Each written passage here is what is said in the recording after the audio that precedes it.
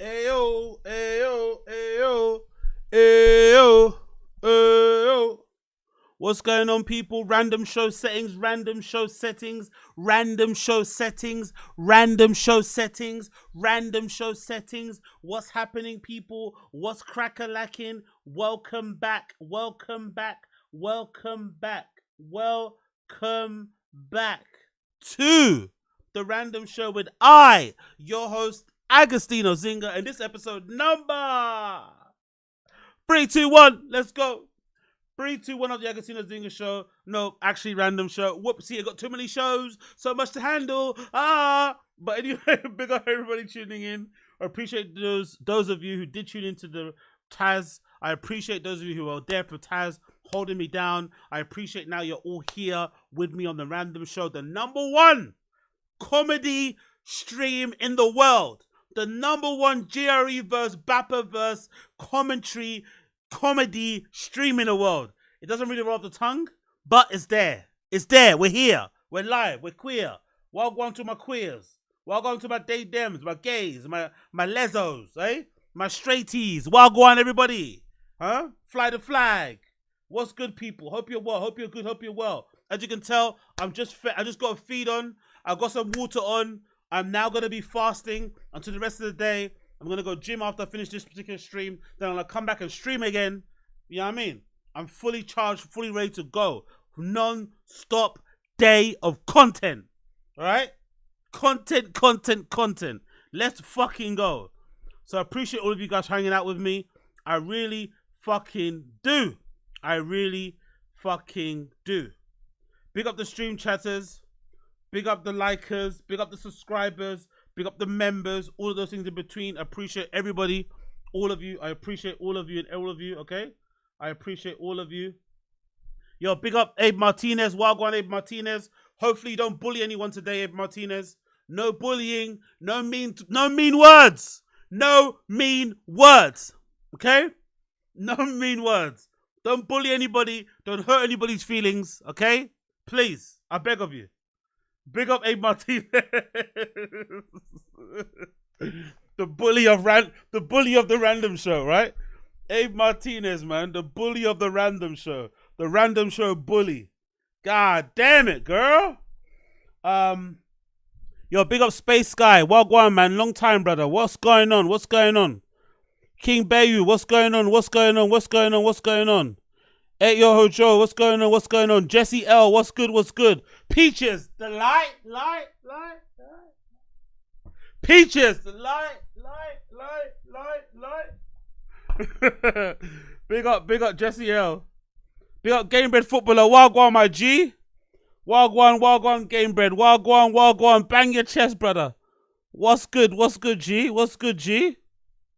Big up Gamebred in the house. Everybody else in the house. Everybody tuning in. Come one, come all. I see you 40 FPS. What's good, G? Long time, brother. Hope you're good. What's good? Who else is here? Charles Lucas. What's going on? Sorry about Taz. Big up. Oh yeah, don't worry, man. You can watch it after the fact. Don't worry, brother. I'll be here ranting anyway. I'll be here. You never know. I might be here past the NFL. You never know. So watch the NFL. You never fucking know. I could be here like America. You know what I mean? I could be here yapping away. So you never know. You never fucking know. You never know. Yeah. Big up everyone in stream chat. I see you all. Big up Koila, Wagwan. Hope you're well, brother. Hope you're well. Yeah, man. Wingers Diggers was here earlier. Tony FM was here earlier. Billy the Bats was here earlier. Younger Bob was here earlier. Chris Mack was here earlier. Everybody was here earlier. I appreciate all of you. Anyways, let's get into the show. No more ranting. No more wasting time. No more chatting shit. Let's get into the show. Okay? Let's get into the show. Let's not waste any more time. Bear with me a second as I get all my screens up and loaded and stuff. And by the way, I'm enjoying how I'm over-enunciating loads of things these days because I want to make sure I'm clear and no one is mistaken on the words I say. Hence why I'm over-enunciating, okay? I'm over-enunciating. I'm pronouncing everything, you know? Big up the over-enunciating crew. Big up the over-enunciating crew. We're out here. Okay, cool. First things first. Please forgive me. Please forgive me for I have sinned. I know absolutely zero about football. Nothing, zero, nada. I love the sport from afar as a spectacle. I'm a fan of the athletes. I actually think they've got the best builds of any athlete if I was to have one. You know, a footballer's build is probably a little bit too slight for me. I think a footballer build is quite, it's quite nice in terms of filling in clothes, but not being too big where you can't wear fashion stuff, but also looking like you push, you lift heavy weights and that you could be up a rapist. But I don't know anything about the rules. So please forgive me. I saw this on Boxton. I saw this being talked about on Boxton. I'm going to play the clip. So the caption says, awful announcing. And it features Pat McAfee, Shane Gillis, and a guy called Nick Saban. No idea who these people are. I know who Shane Gillis are. I know who Shane Gillis is. I know who Pat McAfee is, but I don't know who Nick Saban is. But I'm assuming he's some sort of old NFL player, right? Cool. Anyway, this is a clip courtesy of awful announcing. Let's see what happened between Pat McAfee, Shane Gillis, and Nick Saban. I don't know. You called him a cheater earlier. I was just joking around. I don't think the SEC paid players ever. Period. Right? No, I'm joking. Is this not a fun show? No. Serious football. Alabama Jones is very serious. Oh shit! He didn't like that, did he? That's a whip, isn't he? I do. Oh shit! What happened? So what? Did they cheat? He did not like that joke. Did his team cheat? Did Nick Saban cheat? Did Nick Saban cheat? What's this cheating about? I want to explain to me the cheat. Did Nick Saban made comments during it? Did he cheat? What did Hugh say? I love competing against it. What's the cheating scandal about? Can someone explain that to me? Cheat explained. Someone must have the cheating explained. What happened with the cheat stuff? There isn't much, but there's about coach. What? What the fuck is this cheating thing about? Did he cheat? Okay, cool. Here we go. Did Nick Saban cheat? Nick Saban made some comments on ESPN during NFL draft that left many wondering if he let slip the fact that he cheated by tampering when he was at Alabama. Let's scroll down. Oh, so he's a coach. He's not a player. Nick Saban's a coach. Okay, my bad. The NFL draft was at its peak. Was this past weekend, and the draft itself may not have been the biggest headline across the college of football. Legendary coach Nick Saban, who spent 17 years coaching the Alabama Crimson Tide, retired back in January and has since been named as part of ESPN College Game Day crew. Saban's first appearance on the College Game Day crew actually came a few hours before the draft, as ESPN had a crew provided a pre-draft analysis. One of the top players that Saban analyzed was Toledo cornerback Quinyon Mitchell, who's rose up the draft boards throughout the draft process after his fantastic performance at the Senior Bowl, along with tape he put out during his time at Toledo. After the Philadelphia Eagles had selected Mitchell, Saban admitted that Mitchell was the top target in the transfer portal last year for the Crimson Tide, but that they could not get him to come to Tuscaloosa.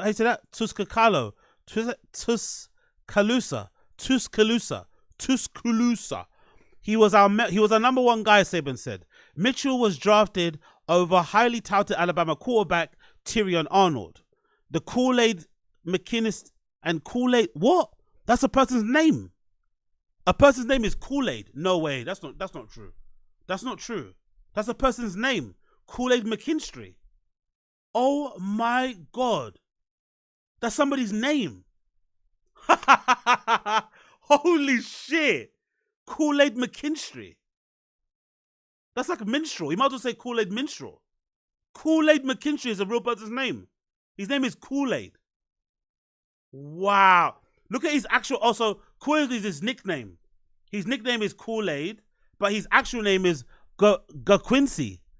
Quincy. Yo, African-American people's names. What is a Quincy? A Quincy. So Quincy's too ordinary, so they wanted to add a bit of flavor, so they say Ga. But then he ends up calling himself Kool-Aid. Kool-Aid. Okay. Kool-Aid. Big up Kool-Aid.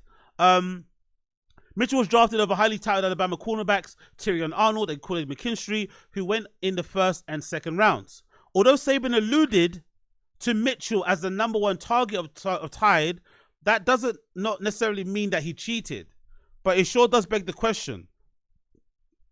Saying he was the number one target could simply mean that Mitchell. What's the problem about saying? However, when you have been a cream of the crop, I don't get this. I don't get what the cheating thing. I want to understand this because I don't get the joke.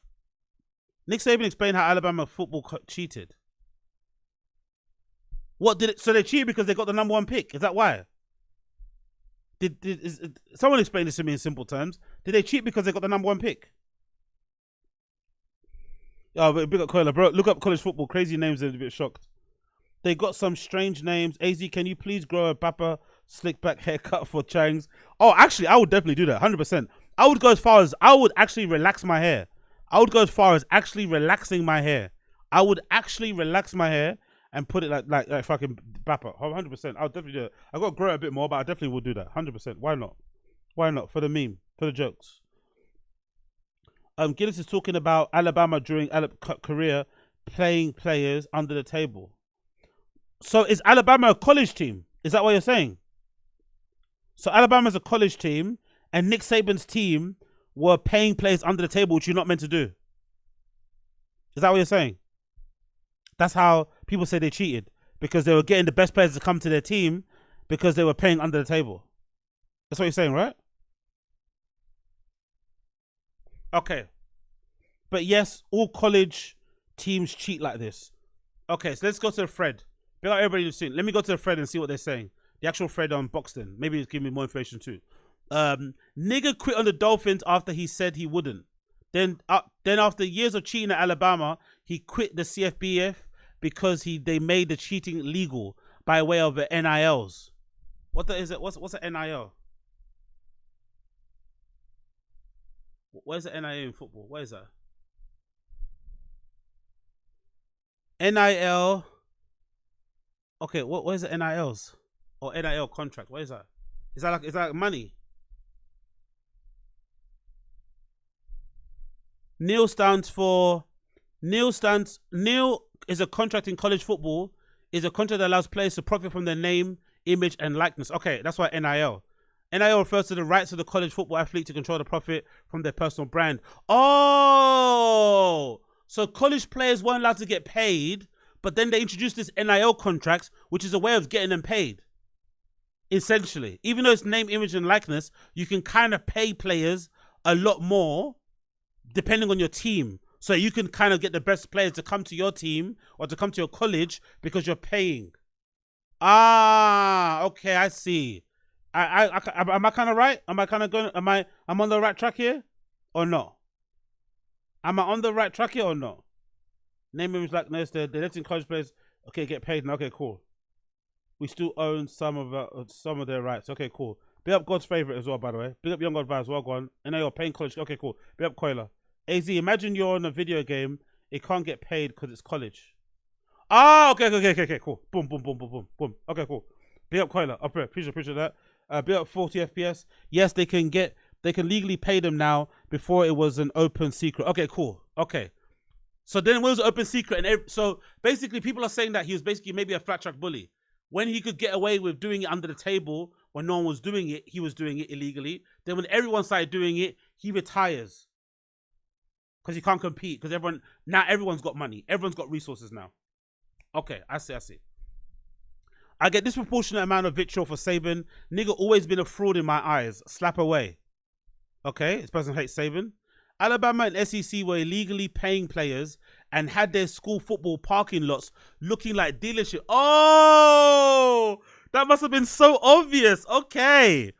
Alabama and the SEC, were illegally paying players and had their school football parking lots looking like dealerships, while everyone else played by the rules. Now that paying players is legal, the rich schools have taken over, and Saban can't handle that the SEC advantage is now gone and his titles are marked as fraudulent with asterisks because he was paying people under the table. Oh, I see now. I see. So now it could be argued that now if you win a college title, if you got a good college team, right, it could be argued that now it really matters because everyone's paying. Everyone's paying. All the best players know where the best schools are paying the most. They want to go to the best schools. So if your school or your team performs really well at the college level, that must mean you're really fucking good. Because everyone's got access to all the best players. Especially now with the internet, I'm sure there's no unearthed gems. Everyone knows who everyone is. Everyone's scouting, all this malarkey. I see. Yo, big up Ruben Rivera. Big up Ruben Rivera in the stream chat. Welcome. This is happening in the Saban era. Denying it when facts are like these exist can make you look even guilty. Oh, these are the players, right? Flexing their money. I love black people. Big up the college players. Imagine being in college and being this paid up, bro. Where everyone's super broke and you're getting like, some decent money playing football. Fucking must be so much fun. And they bend the rules for you. You get extensions on your fucking essays and tests and shit. Oh, you get to walk around like a celebrity. You wear the varsity jacket. All the fucking chilies want to fuck you. Maybe some of the teachers want to fuck you too. Must be fucking fun. Cheating is a strong word. They had an advantage that's gone now, and the NIL is a better way to say it. Saban owned the deal. Oh, look at this. Saban owned the dealership. And oh my God. Okay, now it's getting really, really cheaty. Not only was he paying them under the table, he was also giving them better deals on cars or giving them free cars because he owned the dealership. Yo, Nick Saban, bro. Saban owned the dealership and gave cars to recruits for free. The entire Alabama parking lot had high-priced cars from college football cars no college football players could afford. Let's say that again. Saban owned the dealership and gave cars to recruits for free. The entire Alabama football parking lot had high-priced cars no college football player/student could afford. Alabama commits in the Saban era always posted wads of cash all over social media when they were committed to Alabama. Yo, man, to be fair to Nick Saban, the players are blowing up their spots though, isn't it?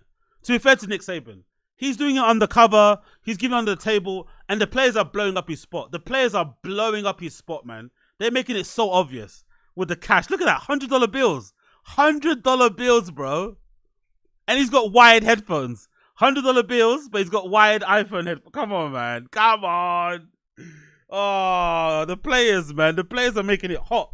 The players are making it super, super, super hot. Another guy here, E. Jackson. I'll teach you the game one day. He's standing in front of his very high price. What's that? That's a BMW. Wow. Must have been really hard developing all them 5-star players. Wow. All y'all lame ass niggas don't be outside for real. This is any athlete at any major university back then too.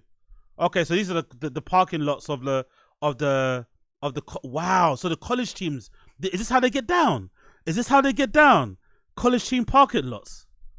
UF loves a Dodge. University of Florida, just full of Dodges in the parking lot or car park. Look at that, Dodges everywhere. God damn. All the Dodgers.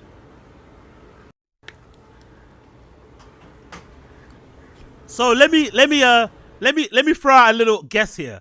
I'm assuming most of the kids who go to University of Florida and play football, judging by the cars, I'm assuming they're probably black.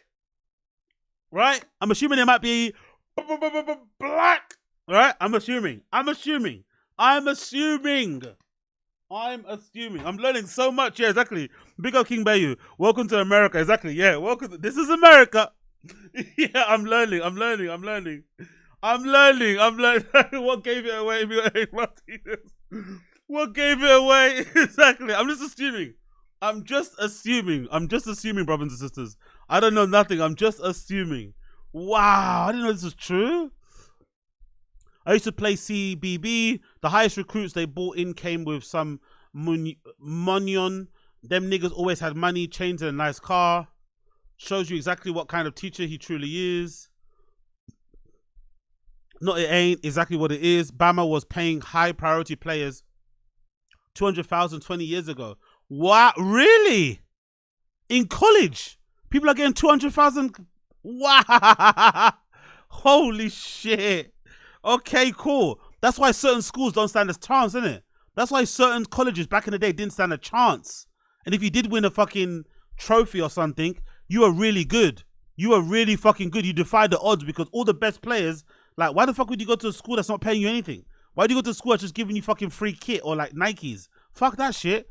Schools are giving people 200,000 a year, a season, plus a free car. Yeah, come on, man. Car fully paid off. Yeah, come on. Trash ass, overrated SEC. Let Texas come in and they first season and take over the conference. USC, Oregon will do the same thing in their first year. Saban's gonna be on the set, right? Okay, so what Shane Gillis said to Nick Saban must have cut deep because this is a soft spot. This is a soft spot for Nick Saban, isn't it?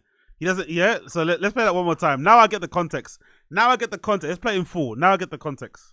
I don't know. You called him a cheater earlier. I was just joking around. I don't think the SEC paid players ever.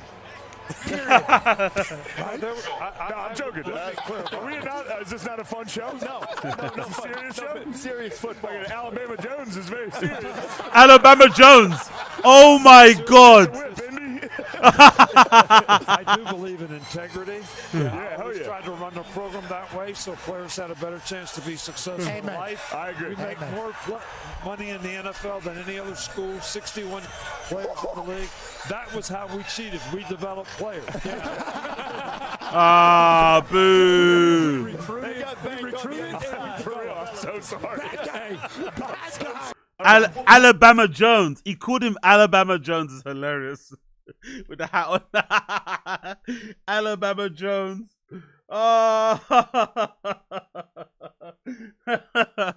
Oh my God. Look at this. Why they got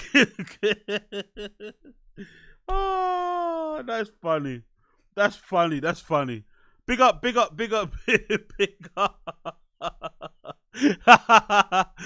honestly, one more time. Big up Shane Gillis, man. One of the dying Mohicans when it comes to comedians. Big up fucking Shane Gillis. Absolute legend.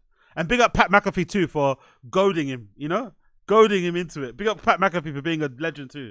Even though that's the guy that Brendan tried to copy, by the way. Brendan for a short time was cosplaying as Pat McAfee, wearing the fucking black vest with the chain on. Absolutely scandalous. But big up Pat McAfee.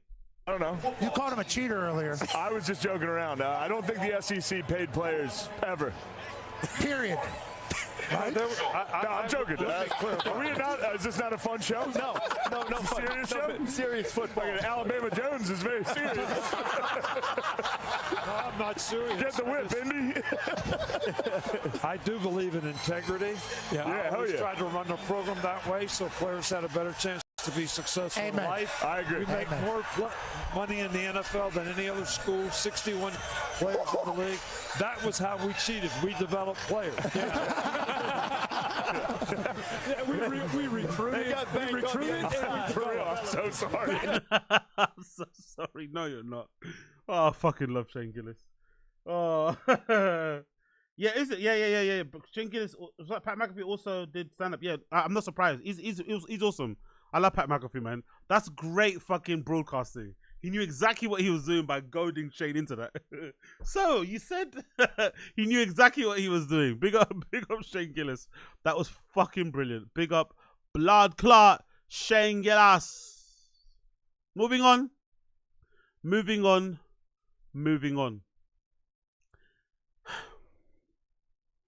Shamik Moore might be the one person, the one male that I've seen on the internet take more unnecessary L's than any person I've ever seen, whilst also scaring away the hoes indefinitely and making himself look like a loser for no reason. No one's pushing him. No one's encouraging him. No one's giving him any false hope. He just wakes up and says, how can I give myself more L's? And how can I make sure that all the bad bees out there, all the baddies out there, all the chicks that I might be into are going to be like, ugh, when they see my name or when they see my face. Why do I say this, people? Because this lovely, beautiful actress called What's her name? I don't know what her name is, but it doesn't fucking matter.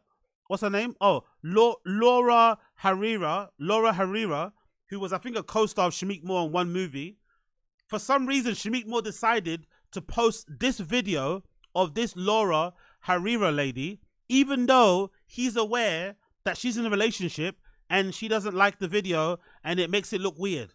So he posts it randomly. He wakes up randomly one day and posts a year-old video. I think she said in the video, they filmed this video when they were promoting a movie. So they're promoting a movie, and then he holds this video, then releases it a year later. And on the video, look at the video caption. Look at the video caption. It says Shamik Moore finally bags an MJ. So it gives the insinuation that he bagged this girl, even though this girl has a husband. 1 year later, okay? He does it by himself. Look, you tell. That's his own Instagram account there. Shamik Moore is verified. This is the video that he posts out of the blue.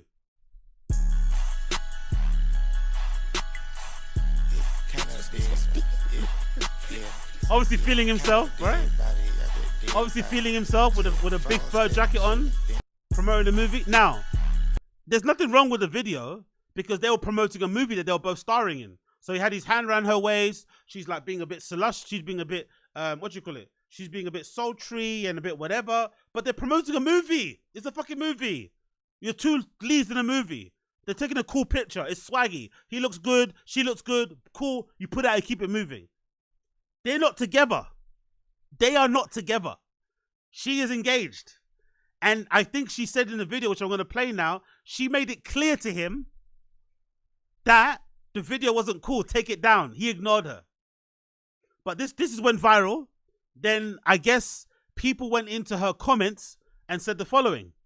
People went into her comments and says, Laura, you settle for Shamik Moore? That's less as fuck. And then she replied to that person and says, I'm literally engaged. I don't know why that man is posting me. LMAO. Oh my God. This would crush my soul. You post a video of you and your co-star, former co-star, a year ago. Now, maybe to flirt, maybe to put a little bait out there, see what I want. She might bite back. She might double tap. She might put heart eye emojis in the comments, flame emojis, heart emojis. You don't know. You just put it out there like, fuck, let me just throw that out there quickly. You throw it out there and it gets met with this. I'm literally engaged. I don't know why that man is posting me. LMAO. This would crush me, right? This post at least would crush me. But that's not the worst. The worst is the video. The girl puts her camera on while she's about to eat. She doesn't even bother getting ready. You can tell she came straight out of bed. She doesn't even bother getting ready. She doesn't even bother glamming herself up. She just sits there and essentially eviscerates this guy by making it very clear that she thinks he's a weirdo.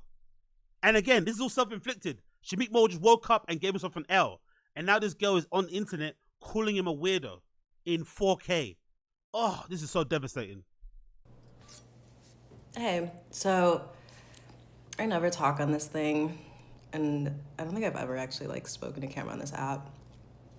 And I'm a really private person, so I don't really like to talk about my relationships publicly or anything really personal publicly, to be honest. But I keep seeing all these videos that I'm being tagged in with another actor and people speculating what that is. It's really annoying me because I'm literally engaged. And that's important to me. And by the way, let's clock the ring too, by the way. Let's clock the fucking ring. That doesn't look like a small ring either, right? That's like a nicely sized diamond ring, by the way. So it's like, Shamik Moore, please, bro, let's play within our range, innit? Let's play within our range. As men, I think men are more understanding of their range than women, actually. I think if an ugly girl ends up with a really hot guy, they kind of like, no, yeah, I deserved him. Like, I'm really hot too. Like, they don't understand, hey, this guy is, he's the fucking prize here. I think men are way better understanding what our range is, what we can aim for, what we can get. We look at our previous CV and we look through and say, oh shit, okay, I got, you know what I mean? We can kind of compare and contrast, you know what I mean? We can see who kind of shows interest. We know, bro. This girl's out of your league, bro. Let's be real. This girl's out of your league, man. This is like some Tom Holland girl. Do you know what I mean? This isn't like Shamik Morgan. Like, come on, man. Play within your league. She's dating someone that's probably not even known. He's probably not of a celebrity, and he bought her that ring. Like, come on, bro. Let's just simmer down. You're an actor. You're allowed to flirt and be a little bit handsy with your co-star. She's a woman. You're a dude trying to sell a movie. It doesn't mean she wants to fuck you, bro. Doesn't mean she wants to fuck you. God damn it, this guy. And that's important to me. And, you know, I'm in Hollywood. I get it. People do PR stunts, whatever. People like to get attention. But... yeah, exactly. Big up Coiler. Exactly. Yeah, that didn't come out of the gumball machine. Exactly. Exactly. I don't know a lot about rings, but I know you can't buy that for $1. Oh, by the way, look at that screenshot. I don't know nothing about rings, but I know you cannot buy that for $1. That did not come inside of a Kinder Egg. That didn't come outside of a Kinder Egg. I'm not going to lie. It didn't look like it. When he first posted that video, a friend sent it to me and was like, did you know that he put this up? And I was like, no, because that was taken a year ago at a party when somebody asked us to take photos together, and I guess somebody was filming it. And not sure why you would post that now. And so I texted him. We're not close, like I know him just from around. And I texted him, hey, can you take this down? I'm not sure why you would post that. Also, I'm literally getting married, and I don't like this insinuation that there's something going on between us, if that's was your intention. And it's still up, which is fucking weird. You're a fucking weirdo. I'm sorry, you're a fucking weirdo. And I'm fucking annoyed. So. That would hurt me. That would fucking hurt me. I'd be crushed. It's fucking weird. That would have already crushed me. You're a fucking weirdo. That would fucking crush me. As she fucking slurps her fucking, what you call it? What's it called? Her fucking kimchi. I don't know. Whatever. Jesus Christ, bro. Ouch. Ouch. Ouch. I just wanted to say something because I don't like that. I don't like that. And my publicist is probably gonna get mad at me because I probably just shouldn't even be talking about this and just let it go. But that's something that's important to me, and I don't like my marriage being disrespected. I don't like feeling disrespected. You see how this makes it worse? You see how this makes it worse? She seems like a good girl. Most people probably wouldn't have made a fuss about it. They don't really care. But she's actually worried and conscious of her relationship, soon to be marriage. She doesn't want her guy to get any wrong ideas. She doesn't want her family and friends to get any wrong ideas. She wants everyone to be clear. I did not fuck this man. Me and this man were never in any situation romantically involved at all. I told this man a year ago to remove a picture and take it down. He never did. Or maybe a year ago. Right now, he never responded. God almighty, bro. God almighty. Jesus Christ. Myself, when I ask somebody to take something down that you're using my image to get attention with and not doing it. Oh, and by the way, she made that point earlier in the beginning too. She made that point of like, hey, I'm an actor. I understand. People do stuff to get attention, whatever, blah, blah. She's basically saying, do what you need to do to get attention, but don't play with my fucking relationship. Don't play with my marriage. Don't disrespect my marriage. She's saying it's okay. Do what you need to do. Whatever. But don't play about my relationship. Don't get that involved. That's when you step too far. And then called him a weirdo. I think that's up there with a girl saying that you made her uncomfortable. That must be up there. Because girls know how to say that word in the front. Oh, you made her uncomfortable. But if a girl says you made her uncomfortable, that's going to hit you. If you're a normal dude with a conscience and stuff, that's going to hit you like a ton of bricks. Like, because that basically is a brother or the sister of like rape. You know? You made me uncomfortable. It's like, it feels like it. It feels like sexual assault. You made me uncomfortable. Like, oh shit. What? I just said hi. I just went for a hug. You made me uncomfortable. That's going to make you feel like, oh shit. So yeah, it's weird. Anyways, That's my rant. Hey, yo, she fucking bad as shit, by the way. This is her fucking just woke up. This is a good looking girl. But it still doesn't excuse what he did. You have to maintain composure. This is a very, very, very good looking girl. But you have to maintain composure. You have to. Especially if she's in a public, especially if she's in a serious relationship. Especially if you've tried to shoot your shot and it didn't work. You can't then do this because I have a feeling she's being nice and she's not telling us the whole truth. I think he did shoot his shot and did try a thing very obviously and very clearly and very upfront in person when they were filming that film or whatever. I'm sure he did, made his intentions known, and she rebuffed it. So when that gets done, you have to be okay with just, okay, cool. You tried a thing, you made a move, you spat some game, it didn't work, it didn't land. Leave it there. Personally, if it was me, if you're involved, like, I don't know. I think personally, me personally speaking, I wouldn't try to like actively go out and like fuck other like DJ girls and stuff. Just because the industry's too small. If it kind of came about and it happened, cool. But I wouldn't be actively trying to like fuck them. Do you know what I mean? I think the same goes with acting. I think you have to remain composed because you're going to be in contact with or come across many beautiful women, many beautiful people in all shapes and sizes across your time. You can't be frothing at the mouth all the time. You have to remain composed because if you don't, it could maybe affect you down the line.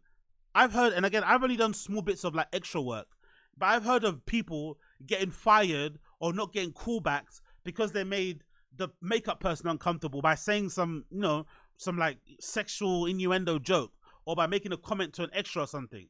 And sometimes those rumors can spread, people can start talking, and suddenly you're not getting any callbacks or you're not even getting invited to auditions. So it might be beneficial for your career to be like, you know what? Even though I'm a fucking dog, even though I've got this fucking, you know, phallus, you know, attached to my body and it's always throbbing, I need to compose myself. It might be the best thing for your career because if you don't, you could kill it before it's even started. And sometimes it's involuntarily. Because people are like, you know what? If you did this to her, you made her uncomfortable. Imagine other girls might make her uncomfortable. Oh, this is such a bad move, bro. Such a bad move, man. You always have to just chill. You don't need to smash your colleagues. You really don't. You really don't need to smash, because basically she's his colleague. You don't even need to try to attempt to smash your colleagues. Just do your job. Do your job and have her as a fucking friend. Hell, you get to meet them when you're at premieres and stuff. It's all good. Maintain composed, bro. You work in Hollywood. Surely at some point, if you work in Hollywood too, don't you get used to beautiful people anyway? Don't you get used to hot people if you work in Hollywood? You see it all the time. Everyone's hot. Because everyone's trying to make it. Probably the receptionist is hot. The fucking assistants are hot. Everyone's kind of good looking because they're all trying to make it or something or whatever. At some point, you should just breathe. Breathe, for fuck's sake. Shamik Moore. Thank you for watching. Oh, yeah. Anyway, that happened. So Shamik Moore then replied. This is Shamik Moore reply. Shamik Moore decided to reply. Here's his reply. Let's see how he addresses the reply. Let's see. Does he accept responsibility? Does he apologize? Let's see what he does. Does he blame everybody else? I'm curious what he does here. What does he do? Accept responsibility and apologize? Or does he blame everybody else? Or does he put smut on the girl's name? That'll be worse. Does he say the girls are lying? Because it's not only this girl, it's another white girl too that I showed you when I did a previous stream. Some other white girl that he was in a movie with as well. He was like overly flirting and giving a complimentary interview and you could tell she was clearly uncomfortable. So he's already done it to two girls now. Does he accept responsibility, call the girls liars, or blame everybody else? Let's see. This is all a misunderstanding. Oh, classic. A misunderstanding? What? You know, it's really the fan fiction, man. It's the commentary. Fan fiction? It's that's what's fucking weird, you know. But I mean no harm. I have no ill intent. What? You know, it's about art for me. You know, the video had the aesthetic of the song. You know, that's it. Wasn't insinuating no relationship. You know. What about the words on the front of the I thing? apologize for what about the words? I do. Oh, so sorry. He did apologize. What did he say? That's it. Wasn't insinuating no relationship. You know.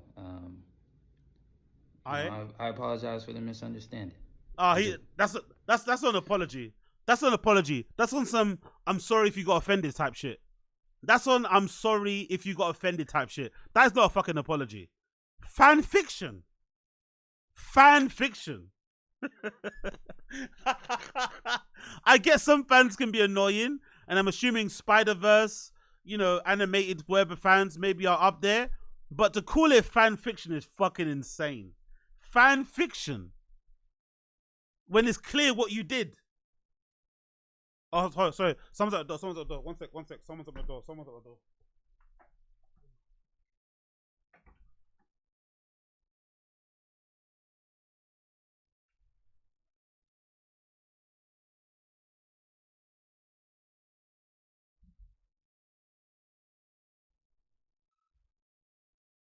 Sauce, Amazon order.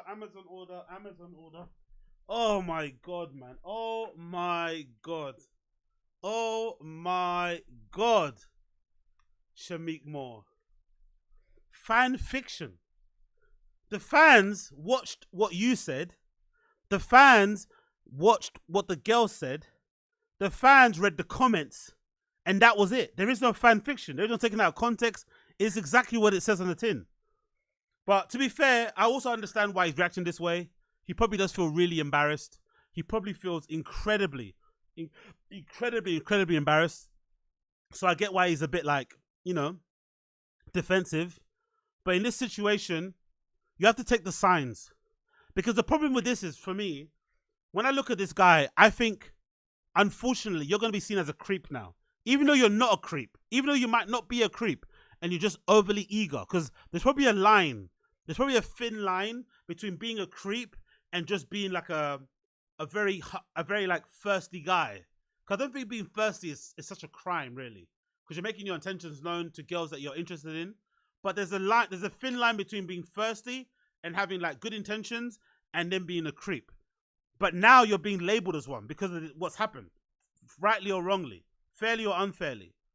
Just take the time. Please take the time. Especially as a black man, you can't be running around like this.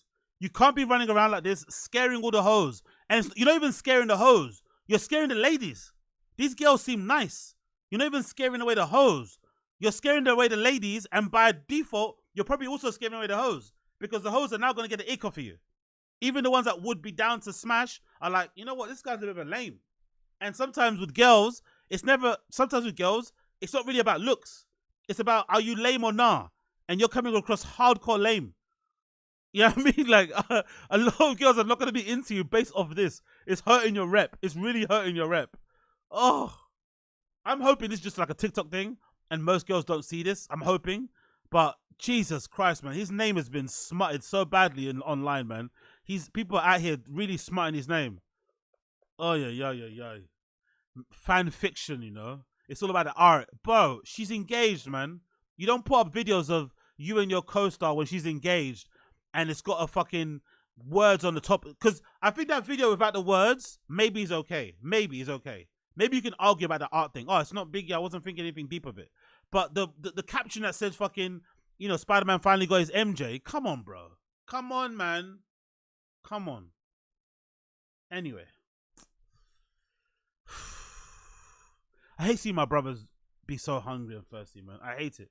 Especially at this level. It costs too much, man. It costs too much. It really does cost too much. You lose everything, bro. That Jermaine Genius, there's a guy here in the UK, Jermaine Genius, who ended up like smashing a bunch of girls or women at BBC that he worked for. And I guess he got in trouble for it because I guess he got caught and then he got fired from all the shows. It's like, bro, like he's now being and even though he was him smashing the girls, they tried to spin it into like him being sexually harassing and, annoying and stuff. But it sounds like to me, he was just being a lad at work. Obviously bad, obviously wrong, but he was being a lad at work. What are people saying in the comments here? You're funny as shit, bro. Look at side by side. That's hilarious. They've got the Travis Scott fake apology, fake crying thing. It's in black and white as well, by the way, on the right, and then him doing a thing there. I made a mistake. Nigga, you been weird. What? What is this post? No. What's this post from 2013? Do you like younger girls? Depends. Ask FM. What's this other one post? From 2020. Dog, black people aren't being paid to deal with the police. They're paid to deal with us. We shouldn't have to learn it.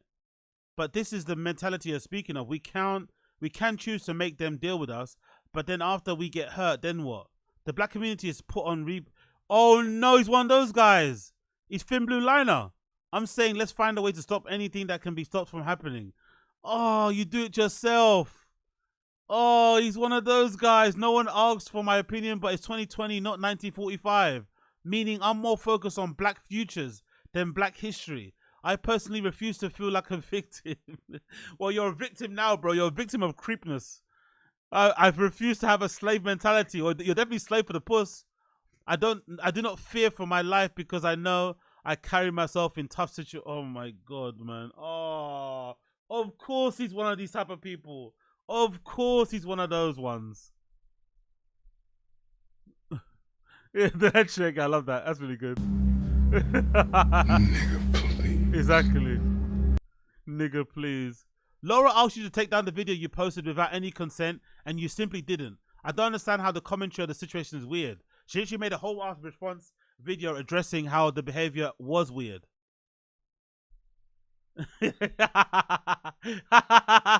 That's really good. Coming soon. Exactly. Coming soon. And then what's the next post? Is that your only story? Who want me? Who want me? Oh, Jesus Christ, Shamik Moore. Who fucking want me, you know? Oh. Oh, exactly. Dudes who think money can unlame them. Exactly. Exactly. Bro ain't never getting that cannon again. Bro, you can't win. Them hoes, you. Brilliant. The hoes, you. Oh, shit. Oh, shit. Just log out, man. Just log out. Maturity is when you know the person is lying, but you smile and let it go. Exactly what? Exactly case of Moses. Once a lame, always a lame. I said this, and I think this applies. Case of Moses will know this too. A bunch of people will know this too. I think the way you approach anything in life is how you approach everything. If you treat your 500-pound car now like trash, when you get a new shape Benz, a new shape Range Rover, Bentley, whatever, you're gonna treat that like crap. If you treat your little shitty, studio apartment like crap now, you don't wash after yourself, you don't hoover, you don't make your bed, you don't wash your sheets, you don't wash your clothes, guess what happens when you move into a bigger home? More fucking mess. The way you approach girls, the way you treat girls, the way you talk to women is the same way you're going to talk to them and be like when you get money, if not worse, because now you think the money kind of gives you a cheat code. It kind of allows you to like jump a few steps. No, treat them nice, treat them good now, so you build up good habits and you're a good person, so that later on down the line, when the baddies come your way who only want you for the money, you can still bag them, because that's the thing people mistake. Just because you have money, yes, baddies will come your way, but you still got to seal the deal. They're going to come in your vicinity. They might be around. They might be like dancing in front of you, but you still got to be able to seal the deal. And you can't seal the deal if you're a lame who's just got money, because you're going to talk to her like a lame and she's going to smell it and she's going to be put off. And girls, unfortunately, aren't like men. Men can fuck anything. If a girl feels like you're a lame and you give her the ick, doesn't matter how good you look, how much money you have, you're not getting it. That's the issue at hand here. He thinks because he's famous and got money that he's getting it. Nah, if anything, the stakes are higher now. One little mistake, one little fucking weird hat, one flared jean, one misspeak, one fucking weird view about the gays or a weird controversial view about Palestine, and you're out. You're out. So you have to watch your P's and Q's. Watch your fucking P's and Q's. Oh. But yeah, big up, big up, big up, big up, Shamik Moore. Moving on. Moving on. Big up everyone in the stream chat tuning in. Appreciate you. Hope you're having a good time and you're enjoying what you're seeing what you're enjoying. Big up NJ Ranger. Thank you for the Who want me? super chat. Yeah, exactly. Who want me? Who want me? Nuts! Yo, big up, what's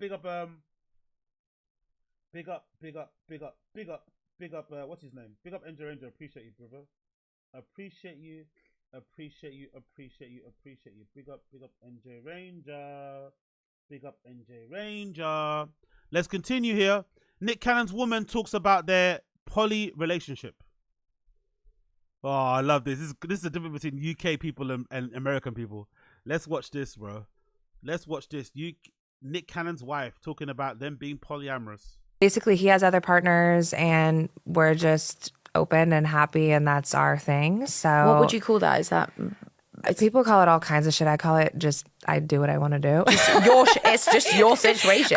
I'm very like I'm not a jealous person. I don't care about. Like, I don't want a conventional relationship. I don't want like a full live-in like person I'm responsible for. Like I'm responsible for my child. Yeah. Like I feel like Look at this her is face. probably, which is so crazy, is like the healthiest relationship I've ever had. It's amazing. Like we never fight. We never have any It's toxicity. amazing. Like we don't argue, like nothing. And you know, he's the best dad and he's so present. Like I've never asked this man to do something and he doesn't do it. So does he live with you? No, I mean, we both work and travel a lot, Right. but it's like we spend multiple nights like together. We have This is amazing. Yeah, we have set nights that we have, like we go to our yoga all the time, and like we have the nights that we put my son to bed. Like we have a full schedule. And your son has an amazing dad. Oh, and amazing. Like Obsessed with him. Like you can That's so see. lovely. Like you'll see he's like obsessed with his dad. I'm like, excuse me, I'm here. By the way, we're so fake, man. I don't like how fake we are in England. We are so fake. This girl is not feeling this vibe at all. She does not like the And- polyamorous relationship. You can tell from her face, but she's doing that England thing that we do in England. We're really good at in England at being fake. Oh my God, really? That's really good. Okay, that's good. That's interesting. So do you guys live together? Like, look at her eyes. Look at those eyes. Skeptical hippo eyes, mate. She is not feeling this polyamorous relationship. She does not like it in the slightest. She's very like, look, she is disgusted. Like, what? So what? You're together, but you're not together. So you get to fuck anybody you want. He does too. To be fair, I don't blame people that do this sort of stuff. It's not for me personally, but people that can make it work, I'm more power to it. And it does make sense. What she's saying is probably, don't get me wrong, I'm sure Nick Cannon's wealth helps, but what she's saying about them not arguing and stuff makes sense because it sounds like they've got a clear they've got clear communication in a relationship, which is better than most people's relationship because most people don't talk. You know, they're not real. They kind of lie and shit about what they like and what they don't like. So when you're real and you're upfront and you say, hey, I like to be with other people and so does your partner, cool. I think it can work out, which will make sense why you don't have arguments because most arguments will center around time not spent together, which is probably spent with other people or maybe cheating and stuff, infidelity. So that will go out the window if you're straight up and honest with each other. So I don't know. I don't mind it. Not for me, but I don't mind it. And plus, Nick Cannon lives an alternative life anyway. He's got a bunch of kids, so it makes sense. You know what I mean? It makes sense for what he does. It makes sense for what he does. Moving on, we got this Chinese influencer mimics Trump to promote a hot pot restaurant. This is fucking hilarious. Hope you like it too. People ask me so much, do you like hot pot? You know what? I'm the king of hot pot. Nobody knows hot pot more than I do. Today, we're in Chongqing, but we're eating Chaoshan hot pot. What do we have here right now is that we have a whole plate of nicely cut, best part of beef. They say you can just put it horizontally, and that shows it how good it is. Look at this tremendous pink. It's so sticky, it's so nice. 10 seconds. We're gonna rinse it now. 1, 2, 3, 4, 5. I know how to count. It's okay, it's okay. When I say it's okay, it's okay. It's fresh, it's tender, it's ready for you. You know what, as my distinguished fans, you should take the first bite. It's for you. I got 5 dipping sauce because I'm huge. I can dip in each one of them like this. That is how I enjoy Chaoshan hot pot. That's fucking brilliant, man. It's all for me because I'm huge. That's fucking good. 1, 2, 3, 4, 5. I can count. That's fucking brilliant. Big up, big up, big up, big up. Then we got this post here, courtesy of Pop Base. Fuck Eric Adams, honestly. What a fucking piece of shit. Look at this comment. Because I was saying the other day, right? It's fucking heinous how they're parading around this Lucas, Lucas Mangione kid around, the NYPD. They're acting as if they took him down himself, right?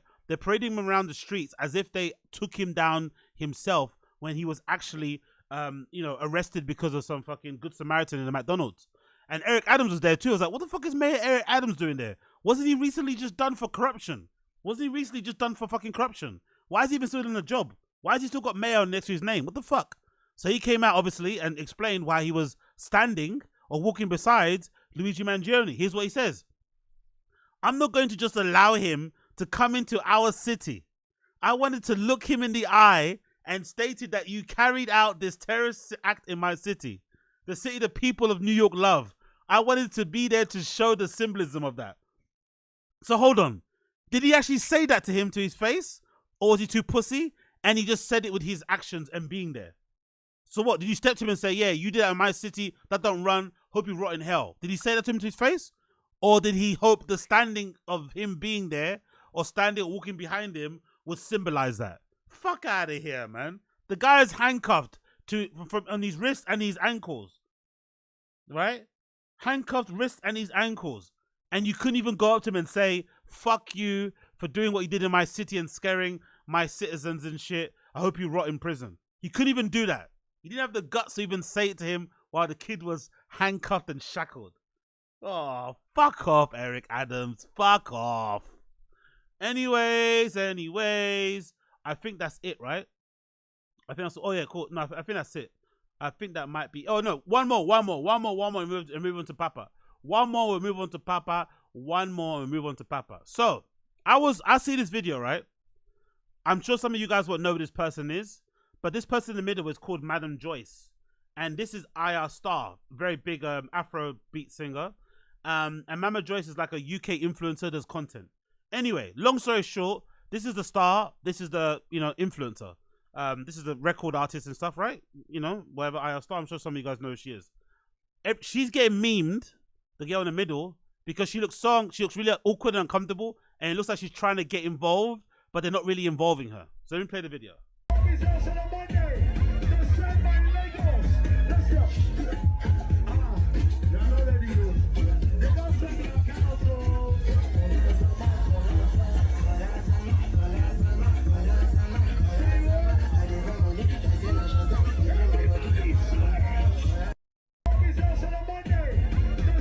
So don't get me wrong, it does look like some mean girl shit, but there's also a talent in being the friend of the star, innit?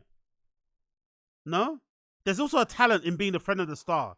I don't know what it is, but there's a way to be the friend of the star without being too much. But there is a way to do it. There's a way to be the friend of the star, the friend of the celebrity. Like, I don't know how you're meant to do it though. Because in this regard, if this girl in the middle just stands there and lets these two girls dance like this, it looks like you're not involved anyway. So you kind of have to play along like you're involved, but you're not really. Because she didn't once look at her. She's mostly talking to the girl next to her. She's not really looking behind her. She knows she's there, but she's not really acknowledging her presence. So I don't know what you're meant to do. I really don't know what you're meant to do. Are you meant to like act like you're not there? Like the celebrity's not in front of you? Are you meant to dance? Like, what are you meant to do? Like, it's so difficult. But it's also an essential role of being able to play number two to a celebrity. It's very essential to know how to play number two, how to play second fiddle without being super involved. Because if you don't know how to play number two, you'll end up like this meme. Random dude at the cookout trying to be in every conversation. Right? That's what I'm saying though. You remember Tiana, you know it. That's the old hair saying.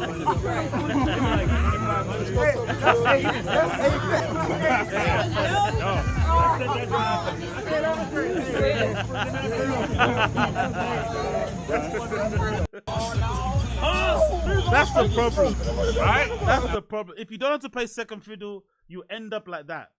So I don't know how to do it correctly, man. Yeah, exactly. Big up Koila. Kim K, exactly. Yeah, Kim K mastered it with Paris Hilton. Perfect example. Perfect example. Yes, exactly. She was the master of being able to play second fiddle. It's such a hard thing to do because everyone wants to be number one. Everyone's a hero of their own story, right? Everyone, like, so it's hard. Everyone has main character syndrome.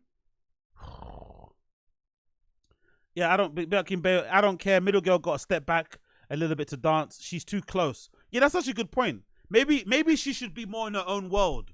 If you want to play second fiddle, maybe just be in your own world. And when they're ready to move, they can move. But don't be so like eager to join in their thing. When they tap you and make you want to come in. But maybe do your own thing. Maybe be doing your own thing, and then maybe make them take advantage. Like make them notice you. Like, oh my god, look at her. You know, as opposed to like trying to get too involved in their thing when they haven't told you anything. Oh. Working high profile security taught me it's best to treat stars like normal people. Don't try and... Yeah, exactly, Abe Martinez. Perfectly put. Working high profile security taught me it's best to treat stars like normal people. Don't try and stand out or take the light. Perfect. Don't try and stand out, take the light. Which is hard for Mama Joyce because she's a big UK influencer. So in her head, she's a big star as well. So she's trying to get her moment. But I think you have to always know what hierarchy of like... I'm gonna say something else again. Between men and women. I think men are way better at understanding hierarchies than women, you know? I'm not gonna lie. I think men are way better. Like, I think I think the group of boys that hang around Burna Boy know that Burna Boy is the star. I think the group of boys that hang around Chris Brown know that Chris Brown is the star. I think guys are way more knowledgeable of how to play their position. I don't think girls are. For whatever reason, I don't know why that is, but I get the feeling like girls aren't the best at playing their position. They all feel like they can kind of come into the limelight. No, I can be the star. It's like, nah, that's Aya star, bro. Like, let's just chill. Let's just chill. But what do I know? Anyway, let's move on. Big up everybody, Shun chat. Big up Armando Ortiz. You watching the fight, Zinger? Yeah, probably. No, I'm not gonna make a promise just yet, but probably I should be here. Probably. Big up Uche Wagwan. Uche, waking up, gang. Wagwan. Get that shit out of your eye first before you start typing it up in the chat. Huh? Get some fucking cold water on your face, Uche. Get those cornflakes out from the corner of your eyes. I know you got some cornflakes in there. Big up Shades Cow. Big up Burt Reynolds. Big up.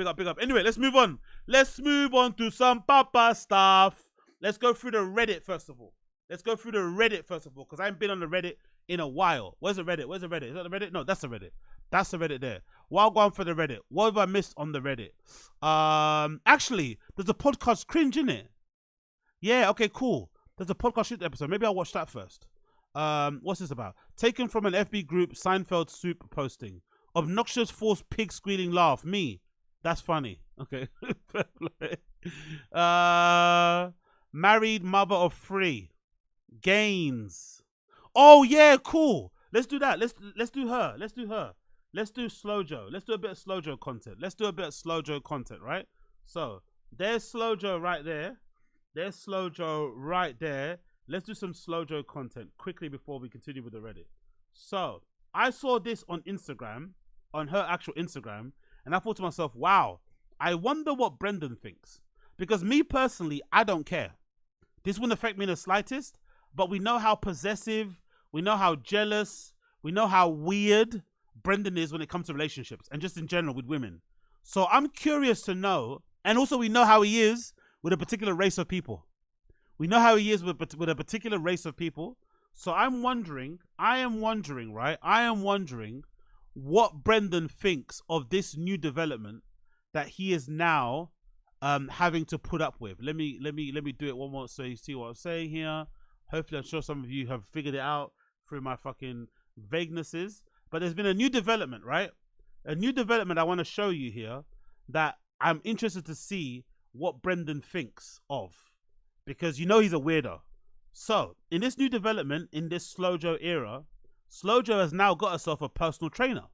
So she's working out seriously, she's hitting the gym pretty hard, and you can tell by her body that the gains are gaining, which is, it is what it is. She's a bored housewife, so you probably don't read too much into it.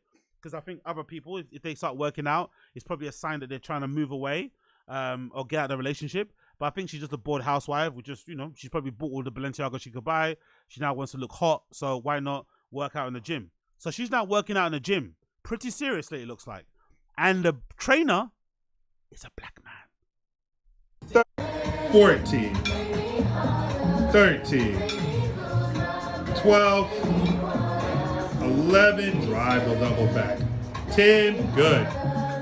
9, 8, 7, 6, 5, 4, 3, 18, 17, 16, 15, 14.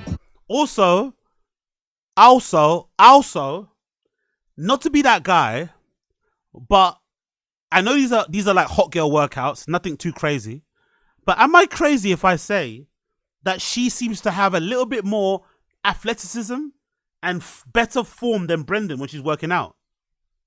Doesn't she seem to be more in control of her body?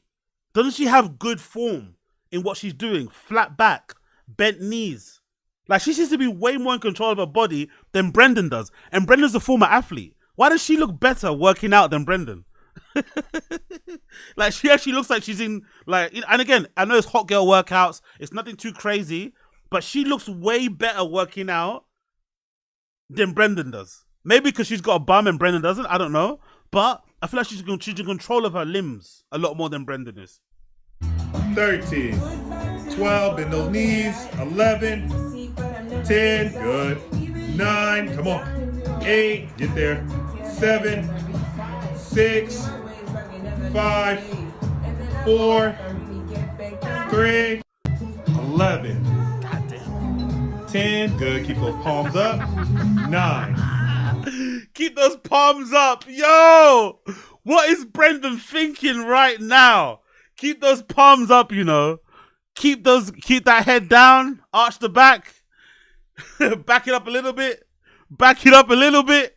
What the fuck is Brendan thinking right now? Because you know Brendan's weird, isn't it? You know Brendan is fucking weird. You know how weird his relationships. You know how fucking warped his brain is.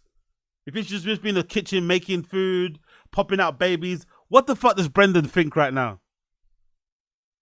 Woo! Because I get the feeling that daughter they had is the last kid they're gonna have. So I feel like this is probably why she's doing this. Like, she knows now there's no more babies coming out of her. So she's going into full crazy, I'm gonna be hot mum mode. So she's gonna go, this is the feeling I get. She knows she's not gonna have any more kids now. So she's gonna dedicate herself completely to like self-care and self-actualization and glow up, you know? You know what I mean? She's I want to be as snatched as I was when I was 19. She's gonna be on that type of timing. Brendan, bro. Brendan! 8, 7. Big up NJ Ranger. What kids? What kids, bruv? What kids? Kids? What kids? 6, you got it. Come on. 5, get those elbows back. 4, 3, 2, 9, 8, 7, 6, 5. Yeah, big up Space Guy. True. That's a good point. She does look really good after having 3 kids. I think that's probably the benefit, the curse and the benefit of being in LA is that it's very image conscious, and plus whatever, you know, profession she thinks she's in, like being a celebrity or whatever, it probably helps because it keeps you on your game. So most likely, I would imagine a lot of LA women who are like, you know, celebrity obsessed and stuff and live behind massive gates and shit, they're probably very conscious about the weight that they're gaining during their pregnancy. So they're probably watching their diet while they're in pregnancy, which is fucking crazy because women usually have urges and you just kind of indulge yourself. But I bet these women are a little bit, you know, different. They're probably training a little bit while they're pregnant. They're watching what they eat while they're pregnant. Obviously, there's help with cosmetic surgery. I could probably help with certain things here and there. Yo, be up wingers, be up wingers, be up wingers. A wooga dump truck, a wooga dump truck, a wooga dump truck, a wooga dump truck, bean cheese, a wooga dump truck, a wooga dump truck, a wooga dump truck, bean cheese, a wooga dump truck, a wooga dump truck, a wooga dump truck, a wooga dump truck, bean cheese. Yeah. So big up Wingus McDingus, you're a fucking legend. Big up Chris Mack as well. She's trying to make Papa jealous, 100%. Yeah, I probably. I don't know if these things are like jealousy. Unconsciously, could there be jealousy? She feels like she's not getting enough attention at home. Could it be the thing? Or could she just want to look hot again? Maybe she's just really conscious about how she looks and she wants to look hot again. I don't know. 4, 3. Yeah, you see him in the mirror too, right? Because Shane's girl, she's literally bought a black man in a relationship. Come on now. Look at the black man in the mirror, bro. That's a big black dude too. That's a big black dude, bro. That's a gym black dude. That's a guy that's got a lot of female clients, and we'll show you in this later. He's got a lot of women clients too, so he does a good job. That's a workout guy. That's a guy. He seems really lovely too. Really bubbly, charismatic personality. Woo! 2, last one. Lock it. 1, nice. Hey yo, 10, good. No man is telling my wife what to do. Exactly. It's over. Exactly. Big up, babe. Super toxic, but I love it. Super toxic, but I fucking love it. 9. Push. 8. 7. 6. Good shit. Come on. I don't know why it's lagging, but it's lagging. 5. Push. 4.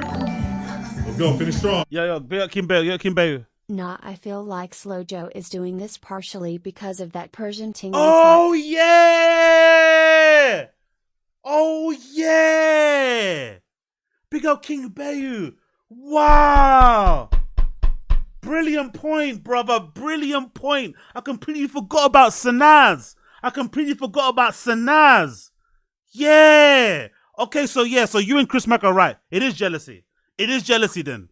A new girl's coming to the picture. Brendan's spending a little bit more time at the studio. He's sitting in when fucking Cats After Dark is on, right? With Chin and Nick and stuff. He's sitting on that podcast. He's at the studio now doing more content for the car, for the truck. He's doing giveaway content. He's flying Saynaz to the fucking car show. SEMA. Yeah. She's noticed. He's at work a lot more. She's hanging out a lot more. There's a lot more giggling on the fucking calls. Maybe when they're doing FaceTime calls at home, maybe they're doing FaceTime meetings at TFATK. Maybe they call each other via FaceTime. She jumps on there and she's making jokes. He's giggling. She hears the giggling in the background. Yeah, she's like, okay, fuck this. I need to remind this motherfucker who's the real baddest bitch. Yeah. Okay. So it's less to do with her need for black men or to have a black dick or something, as people are probably thinking. It's probably more to do with her trying to make Brendan jealous, probably. Let's just psychoanalyze this probably. We don't know anything. Try to make Brendan jealous and remind him, hey, I'm the real hot bitch, and take the tension back again. Now I see. Big up Uche. She wanted a different kind of breakdown for Christmas. Santa Claus, eggplant, nervous sweat, smirking face. Big up Uche. She wanted a different kind of big brown breakdown. That's hilarious. She got one type of big brown breakdown, right? White guy who looks Mexican, who might be Turkish. Now she's got a big brown breakdown. Haha. What's his name? His Instagram name is KT_brotherhood. Yeah, the brotherhood of dicks. The brotherhood of mandingos, huh? The brotherhood of mandingos. The brotherhood of magnums. Let's go. 3. Okay, there he is. Look at that pose. Nearly died. She didn't though. LOL. Yo, they're friendly, bro. They're exchanging little jokes on the Instagram story. Nearly died. She didn't though. LOL. Arm on shoulder and shit. Woo! I can't wait until we get another post from her. By the way, this is the first week. I think this is the first week of our training with this guy. Let's see how this develops. Let's see how close this gap gets. It's kind of wide, right? This is a respectful gap. Trainer, trainee, right? What do you call it? Trainer, client, right? The gap is quite big. Let's see as the weeks progress how close that gap gets, and whether the pictures are now going to be like that, around the shoulders, around the waist. Let's see how that picture develops over the years. It's gonna get closer and closer and closer. You know it. Oh, KT Brotherhood, bro. KT putting the B in Brotherhood, and by B, I mean Big Black Ox. Let's continue. Oh, look at this. He's a former fat guy too. Oh, you already know he's got game. You already know he's got charisma, bro. You already know he's got game. Watching from your late S mansion. No cushions and bones in yard, but guy has his own carpenter. Cheers to the ends. Big up, big up, big up, big up, big up. Big up, Koilo. But hey, he's a former fat guy, people. He has game. He's a former fat guy. He has game. You know it. You know he has game. You know he's charismatic. And now he has a body to match. Now he has a body to match. I ate the weed too hard. Oh. You said I there we go. There we go. There we go. And I bet you if we followed Slojo, it's a big decent back squat as well for reps. If we followed Slojo, we'd probably see her in the likes down here. If we followed Slojo, we'd probably see her in the likes down here. And if we followed him too. Yo, god damn, bro. He might have a big ass than her. Shit, bro. Man's got a dumpy. That's more talk for the thrust. That's more fucking talk for the fucking thrust. God damn. He's got all the talk, innit? That's where the horsepower's going to. His backup is Kibby Tech. That's fucking Kibby Tech. That's Niggy Tech. That is Niggy Tech right there. Niggy Tech. Niggy Tech power. There we go. Niggy Tech. Look at that. Niggy Tech. Hey. Go on. Go on, black man. Go on, black man. Go on, black man. Niggy Tech. Yo, come on, bro. Wow, he's a former fat dude. Oh my god. Let's see. Okay, let's see his pin videos. Who's he training here? Is that Victoria Monet? Is that Victoria Monet? He trains Victoria Monet. Wow. Shit. Slow down. Grab the wall. What? He's famous, isn't it? Sick. He trained Victoria Monet. She's got a banging body as well. Damn, bro. Okay. She's in good hands, huh? She's in good hands. Pun intended. She's in good hands. Pun intended, man. Shit. Fucking hell. Fucking hell. She be out here fingering Slojo. I feel like she's feeling a fucking rhino in there, innit? One finger feel like a fucking rhino horn. Don't play about my guy, man. Don't play about my guy. What other celebrity clients he's got? Who's that? Who's this person? Who's that? Whoa. Who's Woe Kenzie? Who's Woe Kenzie? Who's that? Who is Woe Kenzie? What's a Woe Kenzie? I don't know. Is that someone famous? Okay, Woe Kenzie isn't there anymore. Who's Woe Kenzie? Woe Kenzie. 9. Shit. 8. Fuck shit. No. 7. 6. 14. Hey, Martinez, well gone. Baba is going to pull a Chris Benoit. Pray at DNT. Yeah. Oh, exactly. Yeah. Great. Exactly. Oh, hey, big up. I just saw you. Well gone, Auntie Ashley. Auntie Ashley in the chat. Bang your chest. What's good? What's good, darling? We're out here fucking gooning. You came at the right time. We're out here gooning, okay? It is all research, by the way. This is all research. Research. We're out here gooning as a community. If we goon as a community, it's not weird, right? If we goon together, if we all hold each other's shoulders in a circle and we all goon together collectively while closing our eyes, that's not weird, right? That's not creepy, right? You won't call the police, right? Right? You won't Crystalia me, right? Right? Woo! 13. 12. 11. 10. 13. 12. 11. Fucking hell. Fucking hell, mate. I could literally see it. I thought I could see it. Holy shit! Holy shit! How close, yo? Oh, you know what? Forget Slow Joe's video. Now I'm fundamentally sure that Brendan has to be careful because this guy might fuck his wife. I don't mind Slow Joe's video, but the way he's filming this woman, I feel like this guy enjoys the perks of his job. I feel like this guy enjoys the perks of his job. Rightfully so, by the way. Big up, black man. Go get your clients. And if you get a bit of sloppy toppy on the side, more power to you. Oh. Big up Ashley Cummings. Love you too, darling. I love you. Love you too, darling. Big up Ashley Cummings. Big up Ashley. Big up Auntie Ashley. We out here. We out here. This is mad, bro. Like that view is fucking crazy. That angle is fucking crazy. Even as a PT, he went straight in there. Like, he's in there, bro. He's fucking in there. He's in there. Huh? Arch the back. He's fucking in there. You see him? He's fucking in there. In there. In. Okay, cool. In more. In. 10.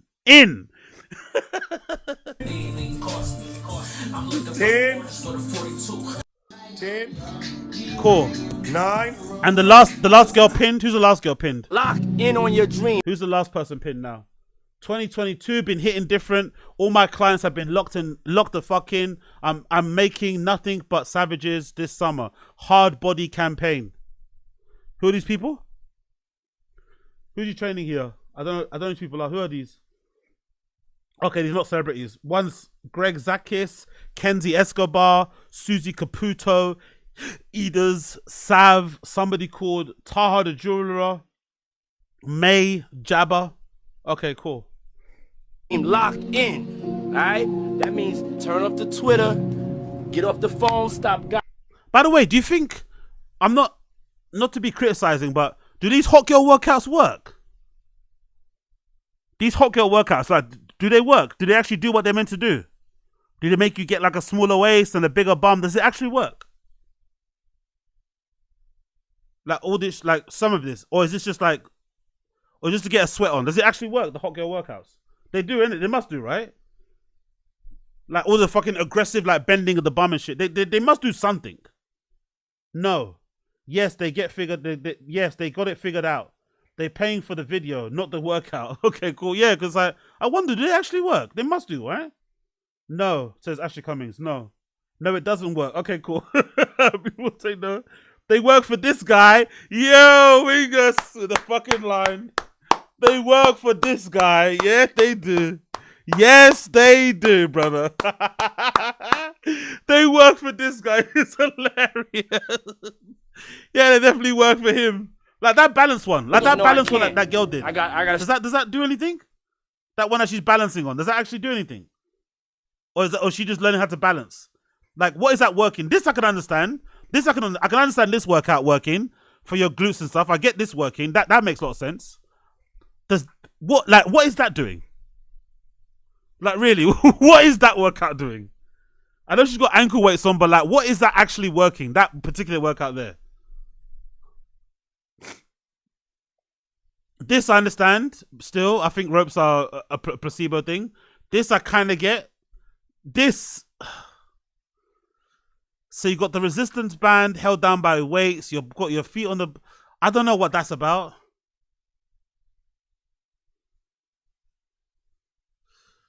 That's just balance, right? Like, what is she gaining from this? Balance, or is she actually working her arms or her back? What's she actually gaining from this? It's just balance, isn't it?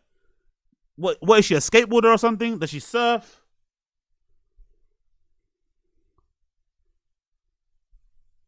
And this I can get too. The step up. Step up makes sense. She's modeling. She's modeling. It's hilarious.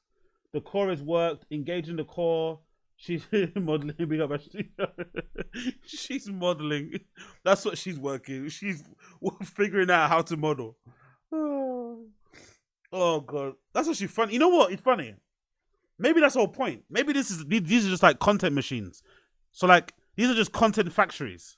So if you're a hot girl, but you're self-conscious about taking pictures, or you want certain types of pictures, but you want them to be done in situ, You go to a gym with a personal trainer, you make them work you out for like a month, you pay them, and then you get them to record you.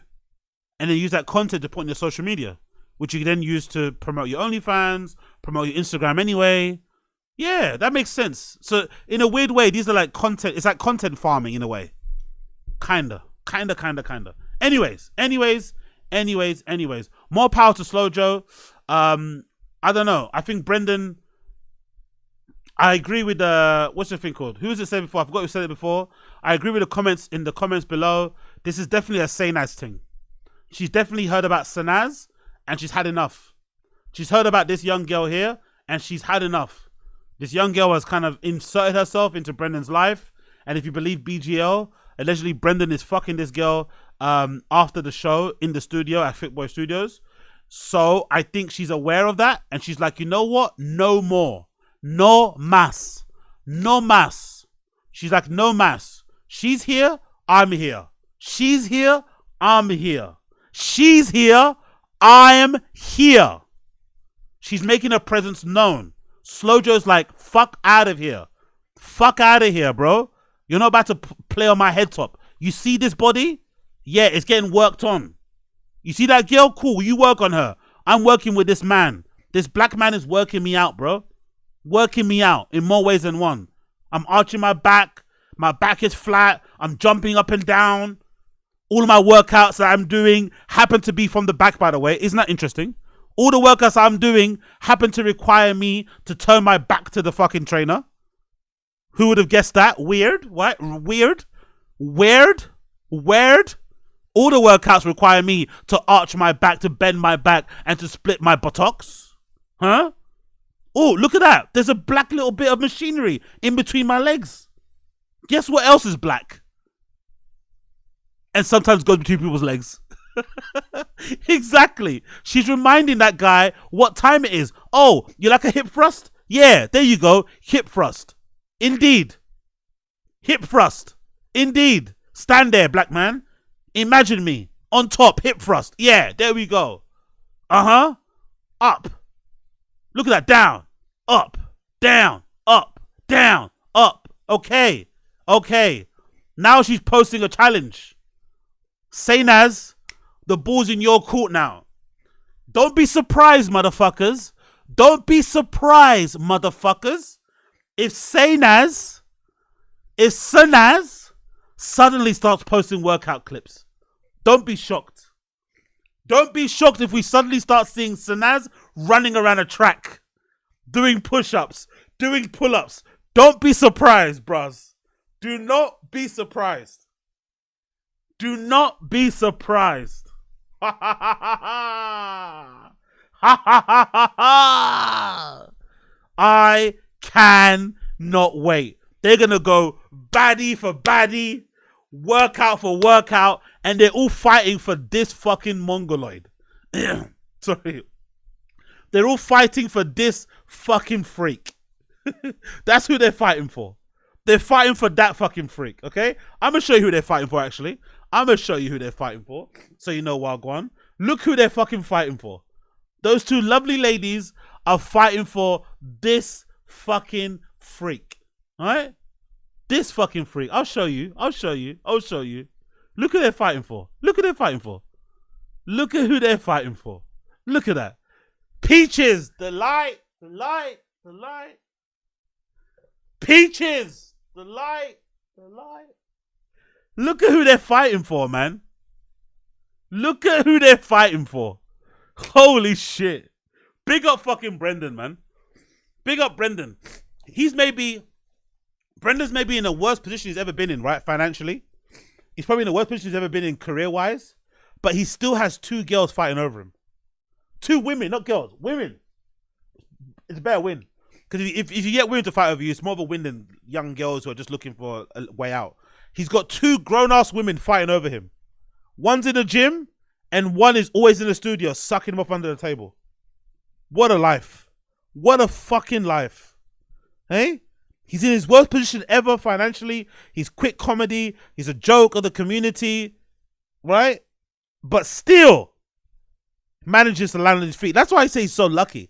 Even when he's down, he's up. And that's pun intended. Even when he's down, he's up. Big up fucking Papa, man. Big up Big Brown. Big Brown out here going crazy. Pound town. All those peptides got him feeling horny. All that Ozempic got him feeling horny. Horny. And now Saynaz is out here. Huh? Look how low. Because for sure, look how low the hand is, bro. Married man, look how low that hand is. Look how low. Look at how low that hand is. Look at how low that hand is. Look how big that smile is as well.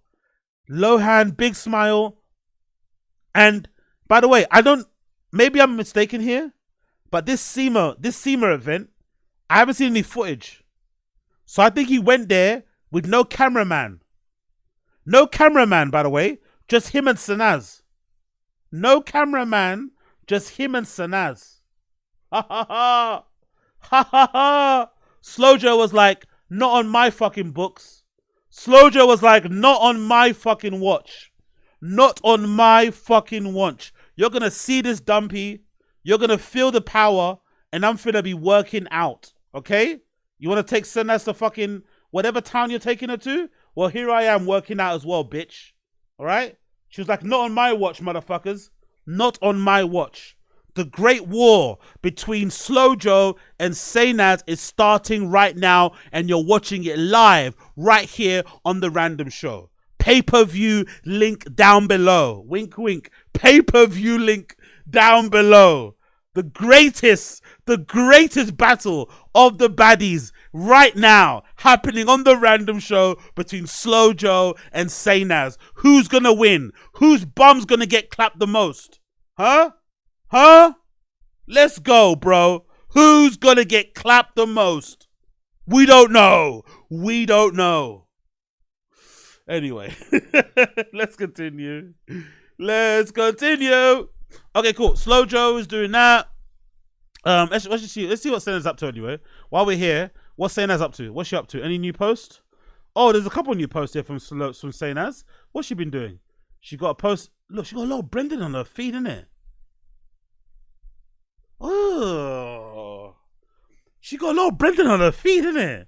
I just noticed this now. She got a lot of Brendan on her feed. Brendan. Like and I say this because on Instagram, I'm sure you guys know, if you post a video, you can choose what the cover is. You can choose the thumbnail. You can like nudge it across with your finger and choose where what the thumbnail looks like. So she's choosing those pictures. Let's see. Any more Brendan here? See, you can probably tell when they started to start fucking properly, you know? Because there's not a lot of Brendan pictures here. Yeah, see? You can probably tell that they're more comfortable now because there's way more pictures of him. Because in the past, there wasn't a lot of screen grabs of him specifically. So maybe they're starting to really get comfortable now. Oh, look, there's hardly any Brendan. There's one of him there with Brian Callen. 2. There's Callen there. But further up, there's a ton of Brendans. All in a row. Yeah, Slojo saw this. Slojo's a Hispanic girl, man. Slojo's Hispanic. She's Latina. She's fiery. She's probably always stalking his profile. There's no way she didn't see this. If I noticed this, Slojo noticed this for sure. Joanna definitely noticed this. She's like, que asco. Puta madre. Puta madre. She saw this, was like, no fucking way. All right, let's go, man. Let's go. Tyrone, get your dick out. Tyrone. Tyrone. Andala Pines. Andala Coqui. Andala BBC. Andala. Andele BBC. Andele BBC.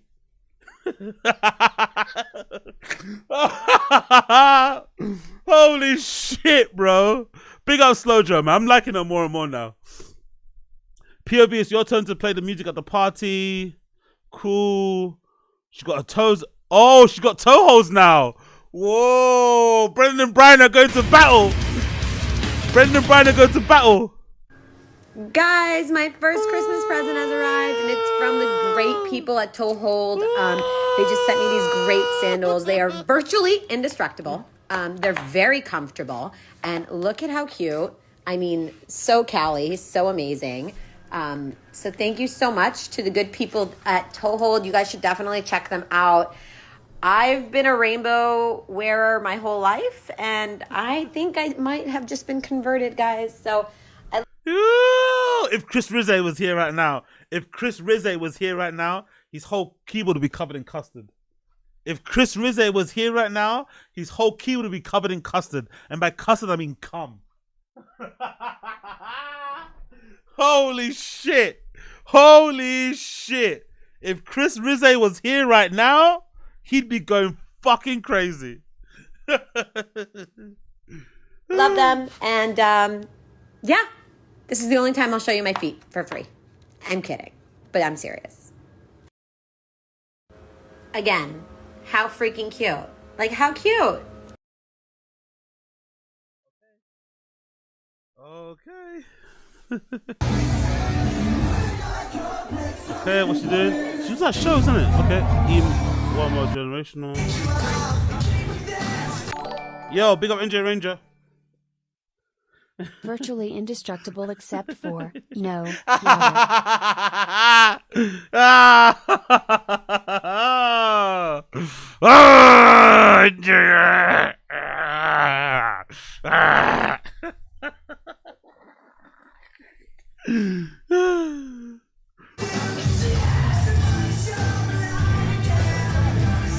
Okay. Tracks up bands. Dang, girl. And it's reversible? Absolute Merch crushed it on this one. That's a nice Thank you jacket, so much though. to the used. Thank you so much to Absolute Merch. I'm in love with my new. That's actually really nice. I'm not gonna lie. That's actually a really nice jacket. It's also an Alpha Industries jacket too. That's actually a really nice jacket. I'm not gonna lie. Dang, girl. And it's reversible. I'd actually wear that. Absolute Merch crushed it on this one. Thank you so much to the used. Thank you so much to Absolute Merch. I'm in love with my new bomber. Thank you so much. By the way, I'm not really involved in the hardcore scene like that. I don't really go to gigs like that. But isn't it like common knowledge that a lot of like hardcore baddies like this are kind of super turbo whores anyway? Big up the people in the stream chat that do go to shows like that. Aren't they usually like that? Don't a lot of them, aren't they, you know? Isn't that always the case? Aren't they a little bit, you know, a little bit loosey-goosey? The hardcore girls. The pop punk groupies. Aren't they a little bit like, you know, lollipoppy? Lollipoppy. That's what I've heard. Don't know if it's true, but that's what I've heard. By the way, it's good. Wait a second. Yes, okay, cool. Koila, I was on tour with the Used, and yes, but also very hard to get backstage if not, she's in the Cool Kid Club. Okay. Okay. That makes sense. Yeah, she's probably in the Cool Kid Club because she's always like backstage. She's always at shows. She's always been given things. So yeah, you're right. Plus, she's a cute girl, so I'm assuming people just want to give her stuff because, you know, you'd rather a cute girl wear your stuff than me. You know, I get it.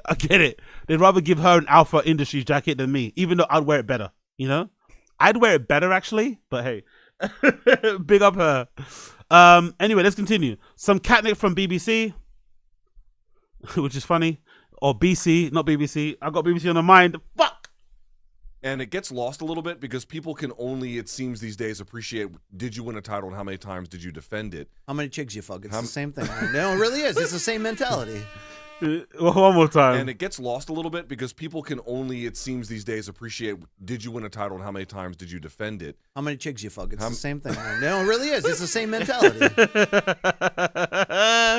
How many chicks you fucked? Okay, scam giveaway is over. He's already preparing for an anticlimactic winner and admits he doesn't even like the car. What? Oh yeah! There's a car giveaway now, isn't it? What the fuck? This whole time I forgot. He's giving away this car. It's done, isn't it? What?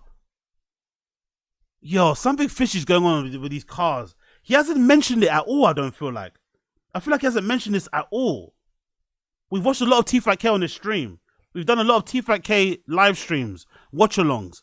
I feel like I haven't heard him mention this raffle a lot, really. Even though it's the nicest one, I've not heard him mention it, or am I bugging out? I've not heard him mention it. this is definitely a scam, innit? What the? I completely forgot this was even happening. By the way, when this stuff becomes $80, like the Thick Boy merch, I'm buying a lot of stuff, man. When this stuff ends up going $80, or when he ends up selling it for $8 each, I'm gonna buy quite a bit of this, just for the lols.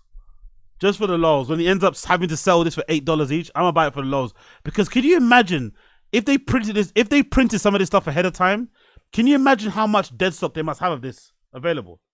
Can you imagine how much dead stock? How many boxes? How many brown cardboard boxes full of unsold merch they must have sitting in a warehouse somewhere, just sitting there?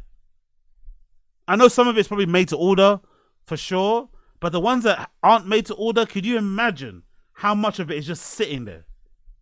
Fucking hell. Yeah, when he makes his $8, I'm definitely gonna buy some bits. I'll buy some bits just for the meme, just for the troll. Just for the meme and the troll. Maybe some of the camo stuff I'd actually wear just because it's camo. And it doesn't really matter what it says on it. Do you know what I mean? I'm a camo kind of guy. But fucking hell. What a scam, bro. He's hardly mentioned this shit. Jesus Christ, Brendan.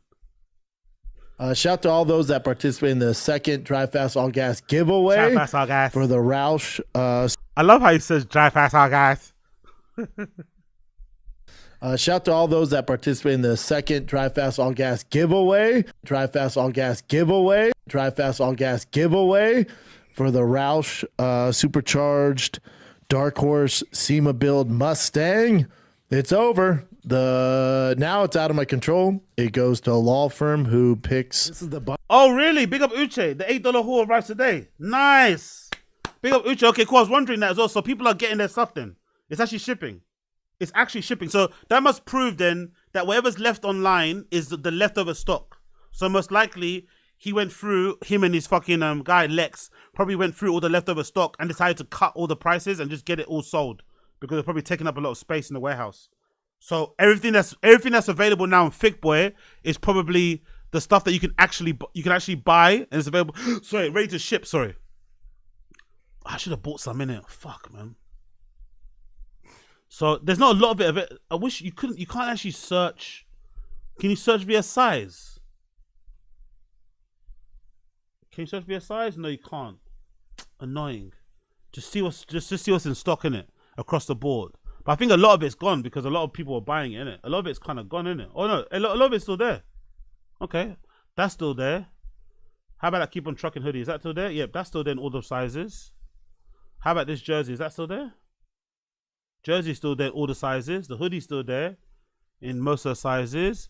That green Thick Boy, oh, that one's gone. That's a good one actually. That'd be good for a fucking what you call it? What's that thing called? St. Patrick's Day shit. You know what I mean? That's actually a nice color as well. That would be good. That would be a good one to wear. A lot of this stuff is still available, yeah? Oh no, that's sold out. That's sold out. The TB one's sold out. Oh, the gold jacket is sold out too. No. Oh man. The gold jacket is sold out. The golden out jacket is sold out. Damn, son. Alright, cool. The Thick Boy in the back, by the way. Look at that pose. Look at that pose. Look at that pose. Oh look, shit. Oh my god, I should have bought that, shouldn't I? Look at that hat. Thick Boy AZ on the side. I didn't see that. I should have bought that, shouldn't I? Thick Boy AZ on the side. I didn't even know that. I didn't even know that. God damn, man. The Dicey hoodie sold out. The Dicey t-shirt is sold out too, in all the good sizes. But I'll probably still buy that and cut up and put it on the back of a jacket probably.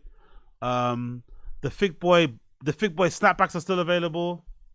The Dicey hoodies. So quite a few stuff still available. Is the Golden Hour Christmas jumper is gone, unfortunately. The reggae. Oh, the reggae jumper. Is that still there? Ah, only in small. Fuck. Okay, cool. Is that tracksuit there? Can you get a tracksuit? Is that? Oh no. Is that? Oh no. Is that available? Ah, damn. Only in a large. Annoying. Is the shorts available in good sizes? Nope. Only in a 3XL and the thing. Okay, cool. Annoying, but yeah, cool. Some good stuff available there. Some good stuff available there. Check it out at thickboy.com. Get you some Thick Boy merch. Bummer, and this is what we're trying to talk to him about. Whoever wins, like it happened with the last fella, Will, who was in some random part of Colorado. By the time they get to me, they've talked to 5 or 6 people. So they're on the phone for like hours or, a hot second. So, you film, you're expecting like, oh my God, this is so insane. Hell yeah, man. By the time you get to me, they're drained. So I go, hey man, you win the car. They're like, whew, yeah, cool, man. Yeah, cool. Yeah, I just got done. Maybe change the process then. Maybe maybe do the process where you can kind of announce it or talk to them while they're talking to the lawyers. Maybe work something out. I'm sure other people do. Other people work it out. Why can't you work it out? Why is it special for you? Oh, if what he's saying is true, anybody that enters a giveaway has to go through the same process. So why can they do it with other people but can't do it with you? Why does yours seem so laborious? Why does yours seem so strenuous? Why is yours so exhaustive or exhausting? Come on, bro. And submit all this information. So we're trying to figure out how to get by that, but it's kind of tough. Probably next giveaway, I'd say March, April. Cars are cool. Mustang, I'm not the biggest Mustang guy. I like the GT500. I like Jesus 350s. Christ. I'm not the biggest Mustang. So why are you giving it away then? Who gave it away? Who actually gave away the Mustang if you're not the biggest fan of a Mustang? Dark Horse is cool. Not my jam. Never been a big Mustang. Yo, what the fuck is this scam, man? So what's going on here? So what's the benefit of this scam? Is the benefit of this scam that you get to sell loads of merch? But I don't think he's selling any merch though. I got a feeling he's not selling that much merch. I don't feel so. Because I feel like the Fig Boy merch looks a lot better than what he's selling with the dry fast or gas. Like aesthetically. I think the Fig Boy merch looks better than the dry fast or gas merch, but he couldn't sell this. He couldn't sell this at full price, which is why he's selling at $80, at $8 each. So if he couldn't sell this pretty easy to wear, I feel like, regular t-shirts and hoodies, how's he going to sell like car branded shitty mechanic shirts? I don't believe it. This stuff is going to be way harder to sell, especially at these price points. Digi camo piston, like, come on, man, like, really? It's going to be way harder to sell at these price points than this stuff that was easy to sell but still couldn't sell. So I wonder what the gimmick is. Maybe it's just to get followers, branding, like, or maybe they've got a deal with the car companies and they give them kickbacks or something. Like, it seems like a weird. It seems very scammy, but I can't put my finger on what the scam is exactly. Anyways, he doesn't seem to be happy about it, so it is what it is. Enter if you want to at your own risk. Enter at your own risk. What's this? Shore? What's Shore? What's this? I know what Dana White is teasing. Yeah, sure. It's funny. Papa of the past, Gadushi, Papa of the present on the crisp Monday morning. Take your kids off-roading. Because no kid ever said, I remember when my dad got 57 miles to the gallon in his Prius. What am I doing driving a Prius? This is the camp car. The Toyota Prius is the camp car. And the thing that really pushed me over to get this thing is I saw Leonardo DiCaprio drive one, so you can catch me in this Prius. So it's like a goat cart, but electric. A goat cart? Wow. So he's been mispronouncing things from day, innit?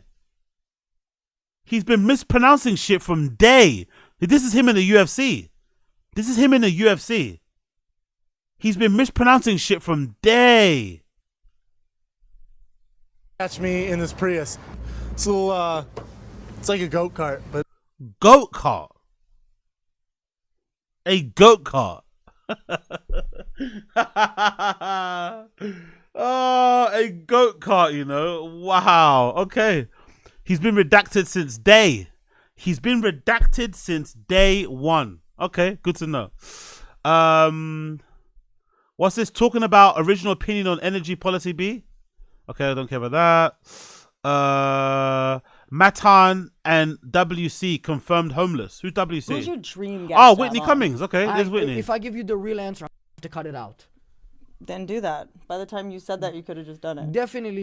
He's the number one. Do you think he'd do it? I bet he would do it. I don't think he'll do it. Do you want me to ask? But if you ask, don't tell him that you did it.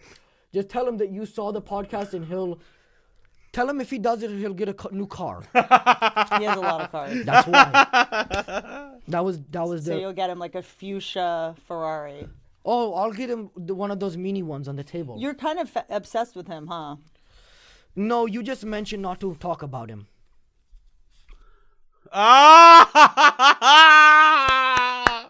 Matan, my fucking tan. That was brilliant.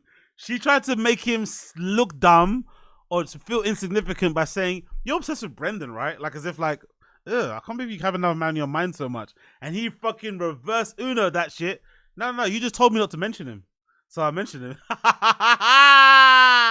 Matan! Big up Matan. Then you would want to have him on. But you roast him on a lot of episodes. I don't talk about. Oh! So he's on your mind too much, but then Whitney knows that she roasts him on all episodes. So how does Whitney know? Allegedly, in her opinion, Matan thinks about Brendan too much, which in her, as she's insinuating, that's lame.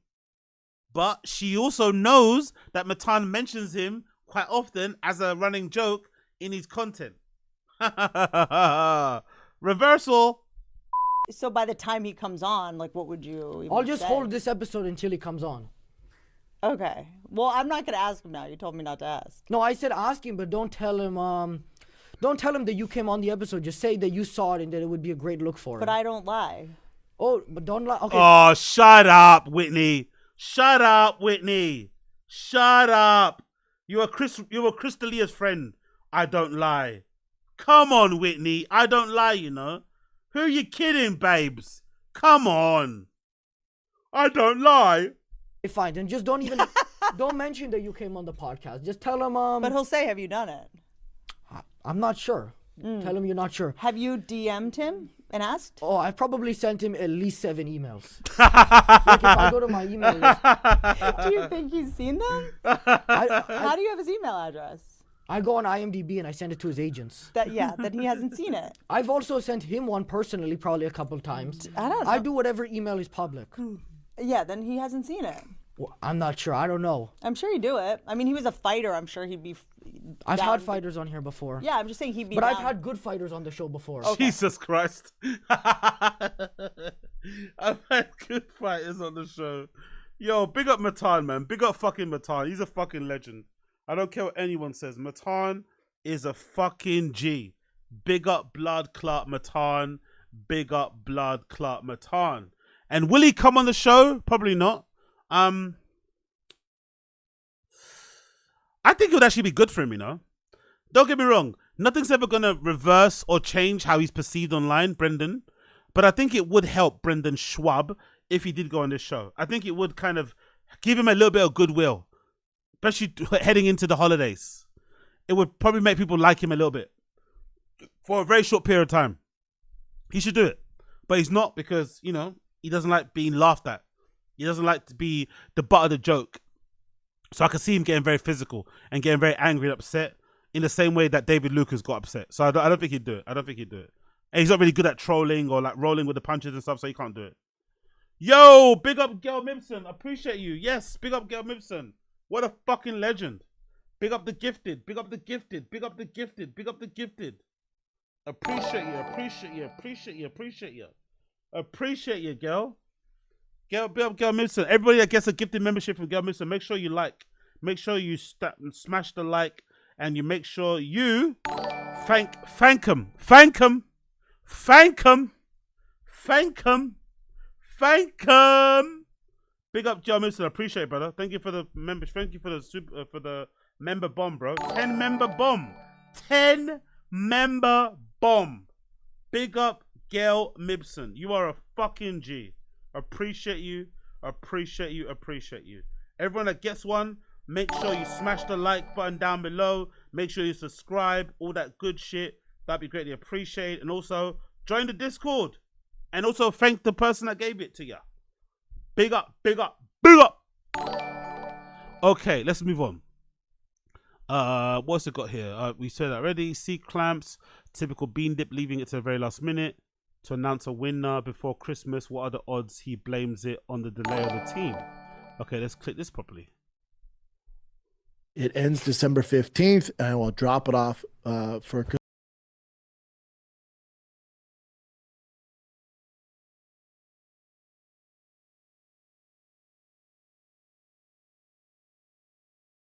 Imagine. Yo. Big up Wingus McDingus as well. Big up Wingus McDingus, 2-month member of Zinger Nation. Appreciate you. Big up Wingus. Appreciate you. Big up Wingus. Giving your loved one or giving yourself the gift of a, and we will announce the winner before Christmas. So give the ultimate gift or get the gift for yourself. December 16th. Boy, Christmas is next week, fellers. Wow. Already? Yeah. It's over. Now it's out of my control. It goes to a law firm who picks but it's with the law firm. They said 5 days. So they got the information this morning. So hopefully by Friday, I say at the latest, knowing how fast lawyers work, we'll announce the winner by Monday, Tuesday. Heavy lies the crown with that stuff. Heavy lies the crown, you know. He told her she looks like a trans 2 kid is goat. Yeah, big up, exactly, yeah. Really? No way, I didn't see that clip. Big up Riley podcast. Matan told Whitney she looks trans. No fucking way. That's fucking brilliant. Big up fucking Matan. Holy shit. The balls on that kid, bro. The fucking balls on that kid. The straight up balls on that kid. Wow. Okay, cool. I think I like him more and more now. Allegedly, Whitney's got like a podcasting. Did you guys hear that, by the way? Whitney has a podcast studio or something on network. Because there was a bit of drama on the timeline about some girl. What's her name? Who's the girl was again? There was a drama on the timeline because who's the girl? Oh, that Brianna Chicken Fry, that girl that was in a relationship with the country singer. One of her friends that does a podcast with her quit suddenly, and there was a lot of drama around it. And then it got announced, I think later on, that girl is signing on to, what's his name? Whitney Cummings' podcast network. Ozthema Ian calling Whitney trans is on his Insta. Pull that up, Jamie. Oh, really? Yeah. Oh, really? Okay, cool. Let's get it. Big up Wingus. It's on his, so Matan Instagram. I don't know what his Instagram is. Big up NJ Ranger. Fellers, what media has this not been watching? Let's see. Oh, is it here? Okay, cool. There we go. Okay, brilliant. Big up Wingus. You're a legend. Big up Wingus.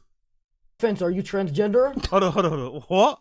No offense, are you transgender? I'm not transgender. Oh, you look a little bit like Yeah. No Also, offense, by the way. No, I think you mean offense by it. I was trying to be completely nice about it. But would you think that, do I seem transgender to you of my looks or my voice or my personality or my dick or what? Mostly the first one, I think. My looks? Okay. Yeah, you look in the face a little bit like a man. Oh, really? Yeah. Thank you. This is like being on Reddit in person. No offense, are you transgender? I'm not transgender.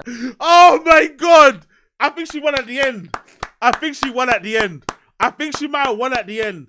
I'm not gonna lie. I think she might have won at the end. That was a fucking brilliant line. It's like being in front of Reddit in person. That is so good. Okay, now we know for sure Whitney's a homeless cat. Whitney's on that Reddit, bro. Whitney's on the Fighting the Kid Reddit. I know that for sure. I've got a feeling because of how she knew that Matan makes little jokes about Brendan. Only the TFATK Reddit posts those little jokes that he makes. The little side jokes. I don't think he uploads it all on his feed.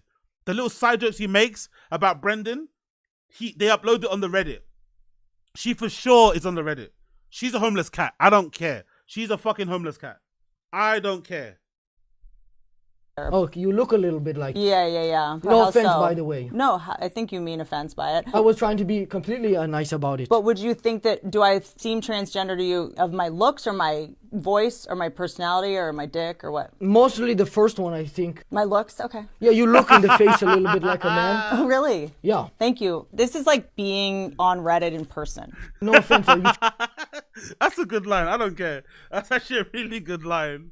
It's like being Reddit in person. Oh, shit. Big up Matan, another one with Whitney. Are you Jewish? I'm half Jewish. Your mother or your father was Jewish? Mother's side. Oh, sorry about that. No, it's okay. So you are actually Jewish? Half? I just learned this. My mom died like a year ago and I found it out. No, but that's what they say. They say if the mother is Jewish, then you're Jewish. Oh. The mother has to be Jewish for them to consider you a Jew. Yeah, I'm still like navigating what to do with that information. I don't, I wouldn't tell it to anybody. Are you Jewish? I'm half Jewish. Your mother or your father was Jewish? Mother's side. Oh, sorry about that. No, it's okay. How's this random kid that trolls funnier than all of Joe Rogan's friends?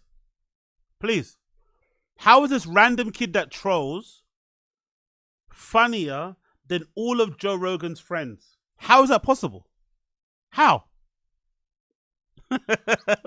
He's trolling. He's ha-ha-heing, and he's funnier than all of Rogan's friends. Hilarious. Hilarious. Oh, he's got a fucking, yeah, let's see this one.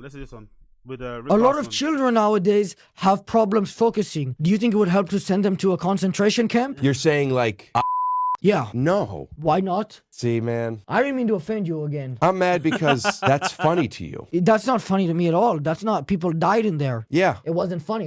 Did I laugh when I asked that? They're just stupid questions, man. A lot of children nowadays. Lame. What happened to Rick Glassman, man? He's a troll too. Why did he get offended by that? Is it because he's Jewish, I'm assuming, right? Or maybe he's got family that, bruv, if you're Jewish, all your family died in that. You know what I mean? You know someone that died in fucking Auschwitz. Come on, man, relax. Get over it, man. Get over it. If I can get over slavery, you can get over Auschwitz. Even though I wasn't really a slave. But anyway, doesn't matter. Actually, I didn't say that. Rewind. I love Israel. I love the Jewish people. I want to say money size. Zionism. Yay. All right, cool. Like, please.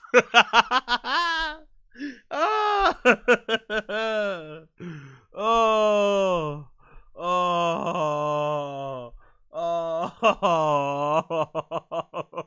Let's do this one. A lot of people haven't seen you in a while because you got deported after getting knocked out in a street fight. Tell them a little bit about that. I don't remember that. That was blurry. Okay, wiped your memory? Yeah, totally. Like, that fucked me up. I don't remember what happened. I'm not trying to make fun of you or anything, by the way. I wasn't there, I've never been in a street fight myself, so tell them what happened. I was attacked by a Jewish man. He was Jewish? Yes. He didn't look Jewish. He looked, They never do. A lot of people haven't seen you in a while. Anyway, cool. Let's go back to the Reddit. Big up Wingus and everybody else that have recommended that to me. Appreciate you. Let's scroll up. Let's see here. We saw that already. What? Papa is due up for a new podcast. Let's throw out some names. CT Easy Street. Mumble in the Jungle. The Swollen Hour. The Swollen Hour. What? That was fucking hilarious. All snooze, all snoz, no family. The Rogan expedients. I think you'd be falsely confused.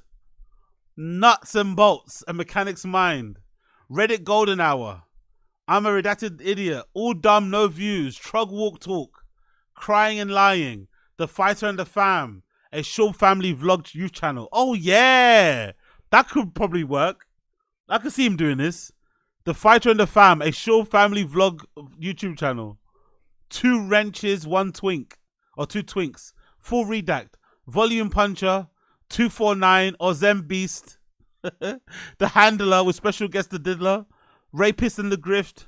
Tough guy that does comedy. Funny guy that kicks ass. The ass kicker that tells jokes. It's a beast. Don Count. Savage. Peaches Delight. I can't wait for the single that X5 arc. No thoughts considered. Oh, this is really good. This is really fucking good. We got the names. No way Chappelle would have beat the bro whisperer without blowing his hamstrings. Oh, that's on his Instagram, innit? I think it might be on his Instagram. Where is it? Is it on his Instagram? Yeah, there it is. He's so late on these trends, isn't it? This trend is so old. I love how late he is on the trends, by the way. And whenever he does them, it feels like he's making it worse. Like he's like really killing them, you know?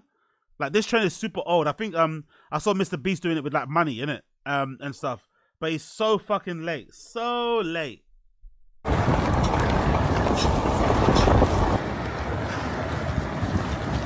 You can tell he never made it in football, innit? It's not very explosive, innit? Not much explosive there.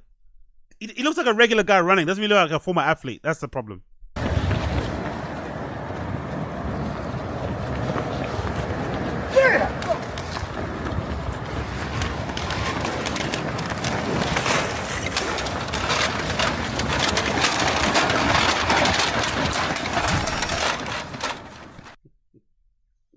But I get it too. I understand. Reigns probably his biggest sponsor. That's why he does all this shit. Reigns probably his biggest sponsor. And you know what's funny too? I bet you Reign have their own social media marketing team that probably is the one that tells him what to do. And then he has to do it to oblige his contract. I think in the past he would have sacked off because I think he has. Yeah, I'm talking too fast. I think in the past when he had a lot of sponsors, he would have probably sacked this off and not done it. But because he probably relies way more on Reign for the monthly nut, as he has to say, he does it anyway. But I'm assuming that maybe Reigns' marketing team suggests things for him to do, and then he just does them essentially. And then obviously they edit the clips and put up on Instagram. I think that's what happens. I think so. I don't think this is filmed by Chin or anything. I think they've sorted it out. I got a feeling they sort out the whole shebang and kind of get him sorted and situated and shit. I would imagine. But again, what do I know? Next on here, look at Brendan in the garage. Is that him in the garage? Fully built transmission mod done. So fully built transmission done. And Trans Wizard Nelson, Project HMMV, Power Stroke is cooking. This guy, man. This guy.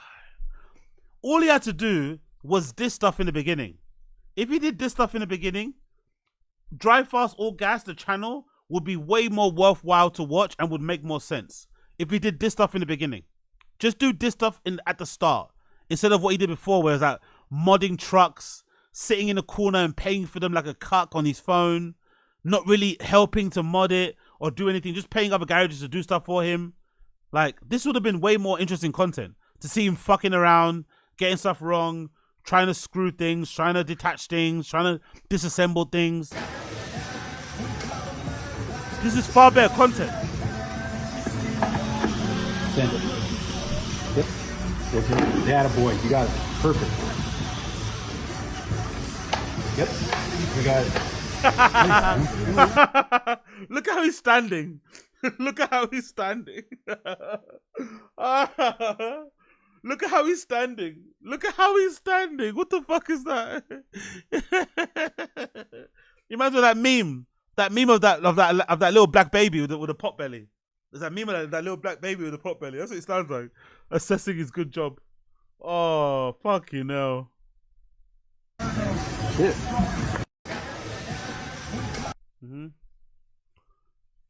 And by the way, what the fuck happened to this guy's arm, man? What's this like robot thing he's got going on there? Is that all gooning? What the fuck happened to his arm? Is that like a really fancy cast? Jesus Christ. Brendan as well, going to the garage in his overalls. Cringe, bro. In his fucking Drive Fast All Gas branded overalls. Cringe. Cringe. Cringe. God, is he naked underneath there, by the way? Is he fully naked underneath there? Do you think so? He might be standing next to this man in overalls and he might be fully naked underneath there, you know? That's why he's got that smile on his face. He's fully naked underneath there. You know he is. No underwear, no nothing. Just fully naked. Letting those fucking cheeks clap against the cotton. Fucking hell. Oh, brilliant. What else is going on here? What's this about? Hey guys, going out drinking this weekend? Make sure you grab some Sure Shot. Sobers you up in 30 minutes or less, for real. Ooh. You can tell the comedy has died down, innit? There's not a lot of comedy. There's not a lot of like there's not a lot of advertisers because he's doing a lot now. Or maybe they're demanding way more of him. Ideas for sponsors and marketing. To keep that shit, he needs to do a lot more. He needs to do a lot more, and they're pushing, you know what I mean? Because I don't think he would ever do this before in the past. He would never do this sort of shit.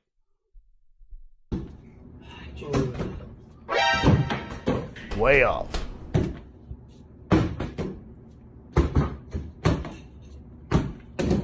Jesus Christ, this guy, man. Oh. Okay, there you go. There you go. At last. At last. Hey guys, going out drinking this That was weekend? worth it. Make That sure you was grab worth some it. Sure Shot. Sobers you up in 30 minutes or less. That was worth it. Let's zoom in a little bit more. That was kind of worth it. That was kind of worth it. Let's zoom in. Take off the sound. Let's zoom in. Let's zoom in a little bit. Let's zoom in. Let's zoom in. Let's see. Let's see. Let's see. Let's see. Come on. Come on. That was good. Yeah, that was good. That was good. Needed. Because just bad.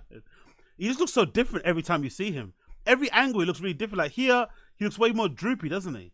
Like his eyes look really droopy here. Like look at half his face, look like it's melting. Like he just looks different. Every picture he looks very different. I don't know what the fuck is going on with this guy's face. No?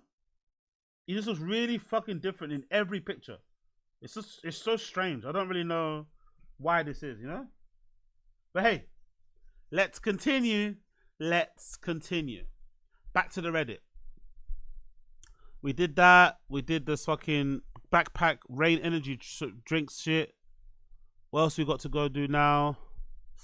Carpenter showed up to my house wearing a thick boy hat. What?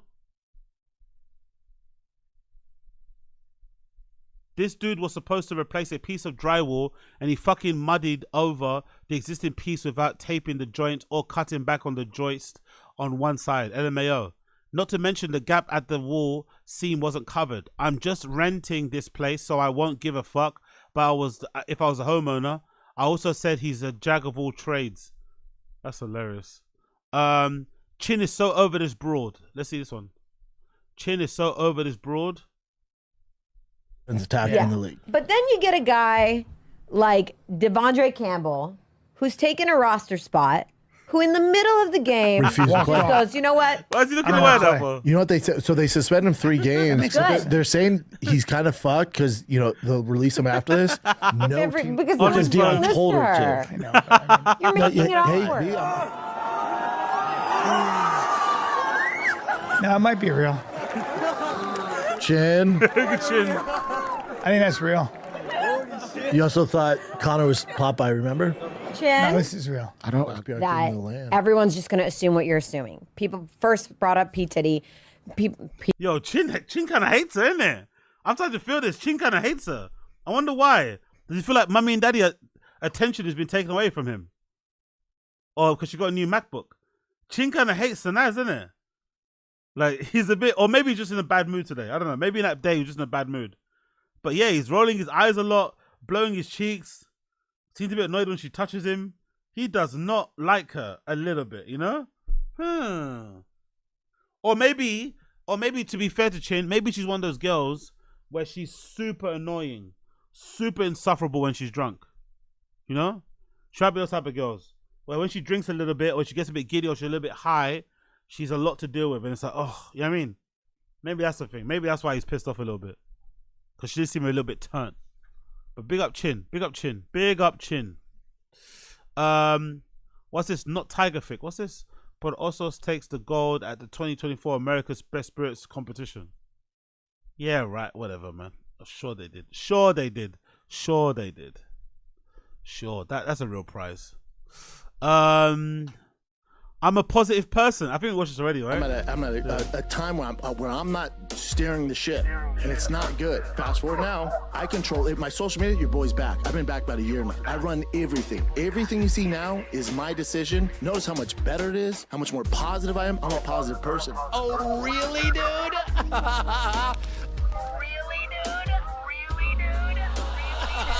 Yeah. Big up Joe from MIA. Wagwan. Coming live for me from what's that? A frigid, wintry Miami, 65 degrees. Got my hot chocolate in the scarf. Yeah. Big up Joe from MIA. Big up Coil of Chin ordering. Let me know gloves and a knife. Fucking hell. Uche, Chin just gotta stop. What's that? Got to start crop dusting her with his condom fish taco. I had to lean in and read that. I had to lean in to read the condom fish taco. Oh. Chin walked in on Schnoz and Bappa. Yeah, that might be true. That might be true.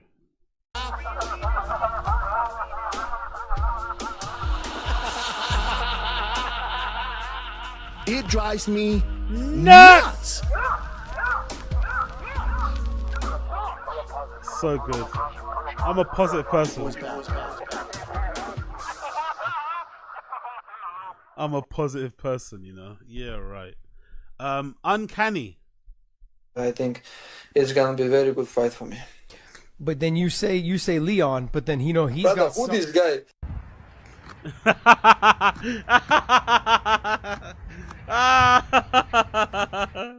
One more. That's good. That's good. I think it's gonna be a very good fight for me. But then you say Leon, but then he's Brother, got who some... this guy?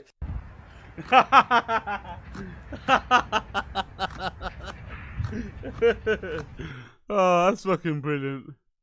Young Joe Rogan's best type 5.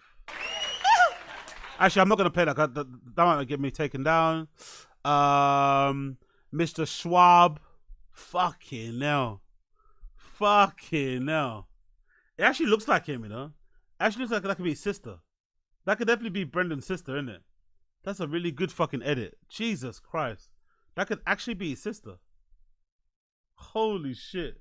That could actually be his sister. Like, for real, for real. That could actually be his sister. Holy shit. That is fucking brilliant. Okay. What else we got here? If Papa is your son or daughter's best friend's dad, will you talk to him? Just ignore him. Can't believe the kids are getting breaks. Mentally prepared. Unpopular opinion, right? I don't really mind her complaints about her kids all the time. I think she's just doing what every single mother every stay-at-home mum in LA does. I think every stay-at-home mum at LA, I think this is part of their concept. I think she's just copying what everyone else does. I think everyone rants and raves about their kids in a somewhat passive-aggressive, negative way. Mentally preparing myself for the end of this week. Friday, 12 p.m, when my life will end and I will have the boys home for 3 weeks with no camps or trips planned. It's going to be great. I think it's just like, you know, I think every mum, every stay-at-home mum with too much money and not enough and you know, too much time, they love complaining about their kids because it kind of gives them a bit of a purpose in a way, you know? By the way, I wish I had the picture still. I love how she's kind of hiding the car badge because before she would show it off a lot more, but she doesn't. Maybe the car is different. I saw one post as well where she purposely cropped out the badge of the steering wheel of the car or covered it with something. It was fucking hilarious. I'm not gonna lie. What's this? What car? Okay, what's this one? Another Slojo post. All right, peeps. It's gonna be about 19 years since I graduated high school. I want to know where everyone went to high school with is at now. Kids, married, divorced, how many baby daddies, what do you do for work, where do you live, what car do you drive? I want to know it all.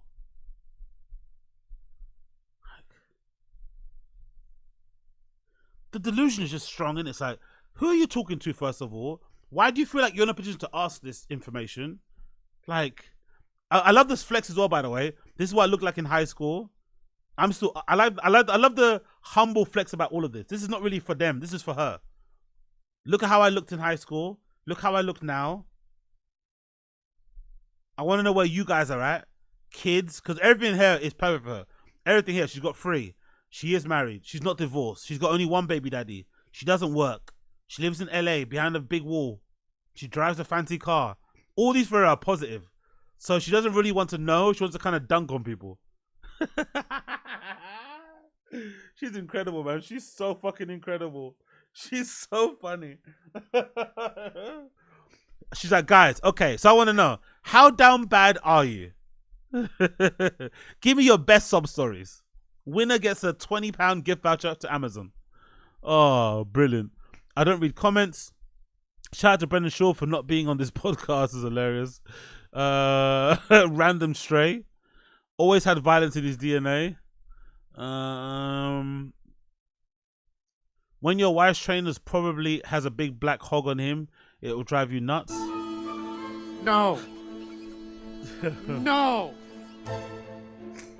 No! Devil, man. Devil, sick. Right.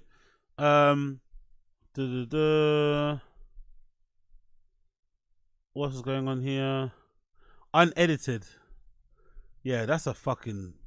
Yeah, Slow Joe and Sanaz are fighting over that. But to be fair, I think, objectively speaking, is Brendan... I think a lot of women will find Brendan good looking, isn't it? I think a lot of women will find Brendan good looking. He's tall. He's on Ozempic now.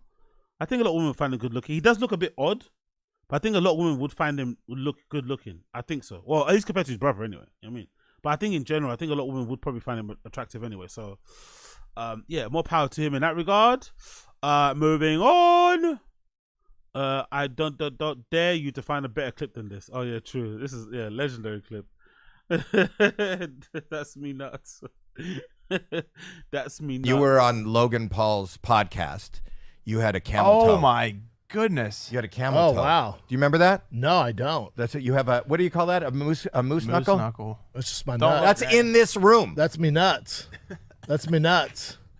That's a vagina. Those jeans That's were a denim vagina. No, those are some big nuts. Those some No, big those nuts. aren't big nuts. That's a denim vagina. No, that's my nuts split like that. You know what the you know what the problem is? The jeans are too tight. No, that's not the problem. Oh, you think so? You were on Logan Paul. Oh, okay, you think so? That's the problem. The jeans, yeah. Jeez. By the way, to this day, I can't work out if this is an edit. Till this day, I can't work out if this is an edit. Obviously, I could check if I went on the show, but till this day, I don't know if this is an edit or if this is how actually his nuts did look. It's not. It's real. What is it? Let's see. Is it actually real? I don't know if it's actually. Is it how much? 100% real? Okay, that makes it worse. It's actually real. Okay. Holy shit, bro. Holy shit. Okay, cool. Let's continue. I think last page before we get on to watching TFATK stuff. What's that? I have a big nut every month. Oh yeah, we said So his nut is this every month. His monthly nut. I have a big, huge nut every month. From the nut is biggest. Your nut. Nuts. That's pussy.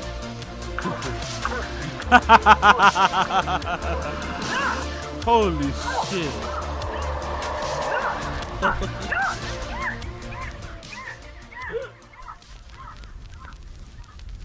Fucking no, man. That's so fucking good. Okay, cool. What? So okay, cool. All right, cool. Let's do a bit of Wingers with Niggas. Can we watch them? I can't do another TFATK. Okay, cool. Let's do podcast cringe first, and then we'll do TFATK then. We'll meet. I'll meet in the middle. Yeah, I'll meet in the middle, Wingers. I'll meet in the middle. I'll meet in the window. I felt the pain in your voice. I felt the pain. I can't take another TFATK.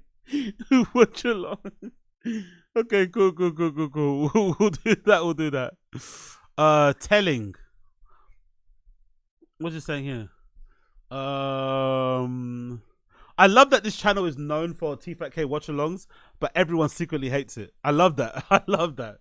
The bread and butter of this channel is TFATK watch-alongs, but everybody not so secretly hates it.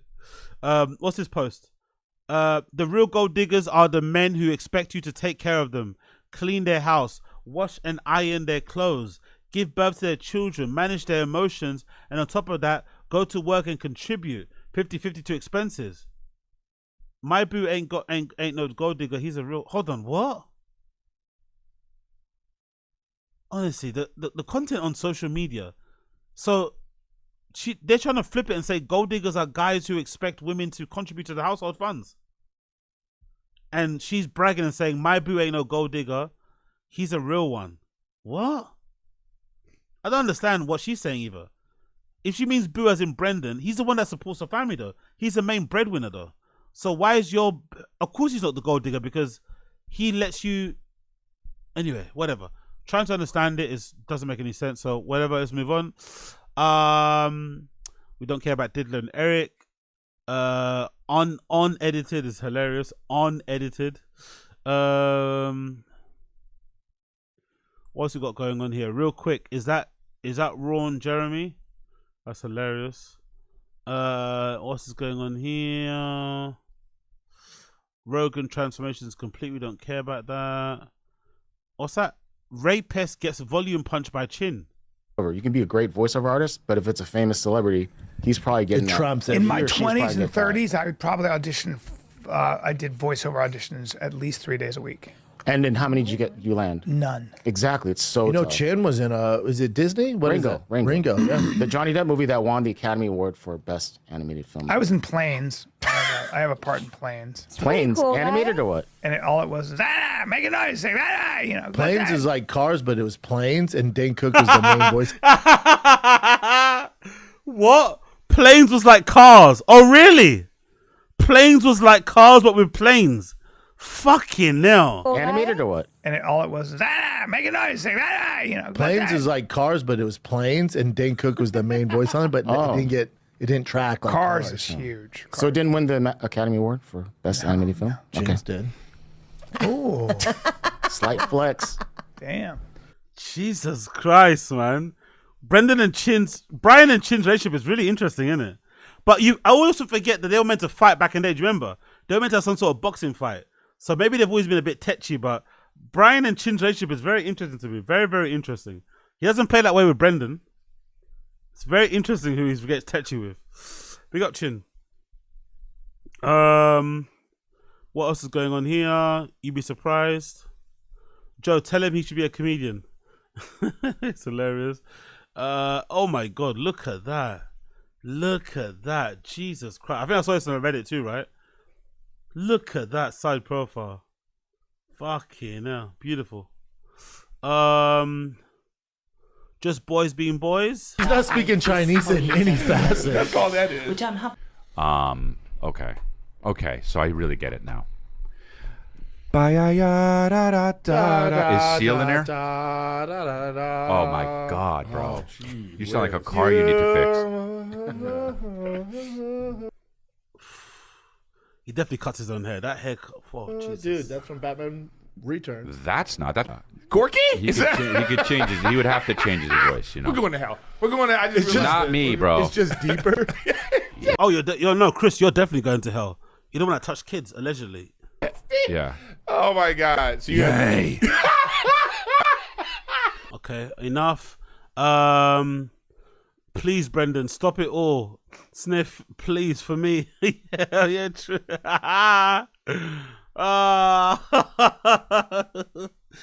Oh, legendary lie, by the way. Legendary lie, man. Legendary lie. Ay, Brendan. The Rock smells trash. Damn sing along on the Rudy Poop Bridge. No, the WWE are mad tight when it comes to the copyright. I'm not going to play that.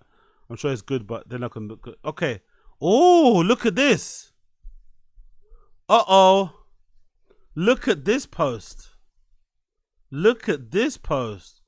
At Brendan. Bro, you're not 6'5", 6'2" tops, lying like a Persian rug. Brendan replies, 6'2", crying face emoji. Yes, the UFC and NCAA all are covering up for me. I was 6'2" heavyweight. Come on, bud. I also assume we've never met in person. Do a little research, I beg you. So he always lies about being 6'5", basically, right? You know what's really funny, by the way? In my old workplace, one of the guys in there, bless him, by the way, I think he kind of involuntarily or inadvertently exposed that he was lying about his own height. We kept getting to lifts all the time. He was quite a tall kid as well, but the lift is quite low. The ceiling on the lift is quite low. So when we go into the lift all the time, he would always comment, "Oh my God, shit, you're quite tall in it," to me. And I remember he said once when we were in a lift together, he was like, "Oh shit, you must be like 6'4" in it," because I'm like 6'4" or something like that. And I was like, "No, I'm not 6". I didn't say anything to him, but in my head I was like, "I'm not 6'4". I'm 6'4" exactly. Like I've been arrested enough times to know this. You know what I mean? Like I'm not 6'4", not even close. So he clearly has it in his head that he's 6 foot. So anybody that's taller than him must be 6'1", 6'2". It's like, bruh, why are you lying? Lying about your height, that is so fucking ridiculous. Especially because in his head, he must have always thought he was super tall. You know? Oh, man. Bless the guy, man. Again, I don't know. That sort of shit doesn't matter, but everyone's got their insecurities in them when it comes to this sort of shit, but height should be the dumbest thing that you should be fucking worried about. But let's continue. Brendan's going to try and correct this guy, I'm assuming. Let's see how he tries to... or not trying to correct him. The Reddit will try and prove that he is actually lying. So, there's one post here. 6'5" Brendan with 6'4" Francis Ngannou. And they're standing on the side of a curb that's a bit sloped. So Francis is slightly taller, is made taller because of the slope on the curb. But still, Brendan says he's 6'4", and this guy is 6'5". That doesn't track. Francis is 6'5" legitimately, and Brendan's meant to be 6'4". That doesn't track. That looks like a 6'2" guy. Standing next to a 6'5" guy, right? And again, this is the thing about Brendan that's really, really weird. I keep telling you guys. He's already... So he's 6 foot, right? No, he's 6'4", allegedly, in real life. That's not good enough. It's not good enough being 6'2", sorry. It's not good enough being 6'2". Like, what is wrong with you? Why would you lie about something like that? Another one here. What's that? 6'5" Brendan Shaw v 6'7" Deontay Wilder. So Wilder is meant to be 6'5", 6'7", which, you know, maybe that's a lie. Maybe he's 6'6" or 6'5", but still, if he's that, then Brendan, you know, is definitely lying about his height as well. By the way, do you remember when they were really close? Kinda, because of the Showtime deal. But I think Brendan was trying to make it seem like they were closer than what they were, but they're not really, because ever since Showtime disappeared and Brendan's not on there no more, he hasn't come back to the show. But I did remember there was a period where Brendan was trying to make it seem like him and the Bronze Bomber were a lot closer than what it seemed. When it was obvious that, you know, because he was on Showtime. That's why the relationship worked. Another one. The height thing is the biggest lie. Oh yeah, there we go. There's more of the height thing. So he says he's 6 foot. What? Hold on. So I keep mistaking this. So what's he saying in the tweet? In the tweet. Sorry, bear with me 1 second here. In the tweet, what's he saying? In the tweet, he is saying what? He's saying he's what? He's saying he's 6'5". So Brendan's legit height, I guess on Google, Brendan Schaub height is what? 193, which is 6'5", I'm assuming, right? 1.93 is 6'5" in feet, right? Yeah. Let's see, is that 6'5"? 6'3". Okay, so he's not actually saying he's 6'5" then. To be fair to Brendan, he didn't actually say he's 6'5", but he did make it seem like. So he didn't correct him. He didn't correct him and say, no, I'm actually 6'3". He made it seem like he thinks he's 6'5". Okay. Okay. So let's go back to the post here. Let's see here. So it looks like he's a Tito Ortiz. Looks like he's the same height. How tall is Tito Ortiz? Tito Ortiz height. How tall is he? Because that picture, they look like the same height. 183. What's that? What's 183? Whoops. Wow. So Brendan might actually be 6'1", 6'3", 6 foot. So he's completely lying about his height, because in that picture, I'm sorry, that picture, don't they look really similar, height-wise? Unless Tito is wearing like lifts or something, don't they look similar in height? No? Okay, what about that one? This is what's his name again? What's the UFC fighter? Something Cruz. Is it Cruz? The one that pushed John Jones to the end, and he probably should have won that fight. What's his fucking name? This guy next to Brendan, the UFC fighter. Someone help me! Someone help me! Someone help me! What's his name? Dominic Reyes, right? Yeah, cool. Dominic Reyes. Thank you. Let's see Dominic Reyes then. Dominic Reyes height. How tall is he? He's 193. Which is 6'3", right? 193. 6'3". And Brendan is wearing kind of thick shoes here. They look thicker shoes than there. And he's definitely smaller. He might be 6 foot, you know? He might be 6 foot, 6'1" at most. Brendan might be 6 foot or 6'1" at most. I don't think he's 6'2". How tall is Andrew Schultz? No idea how tall Andrew Schultz. How tall is he? 188.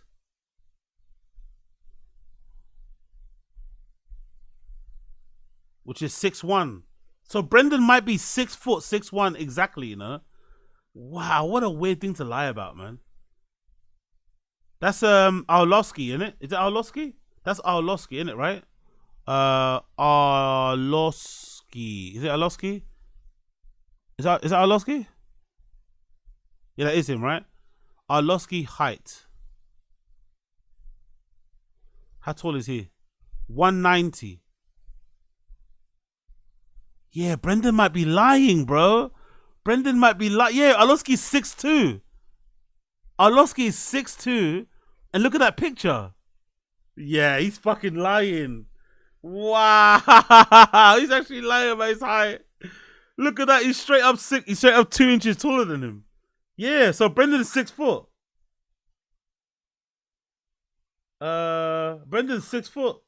Shit.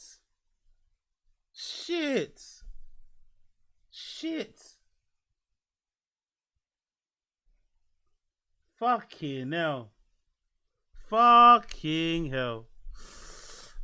Let's continue.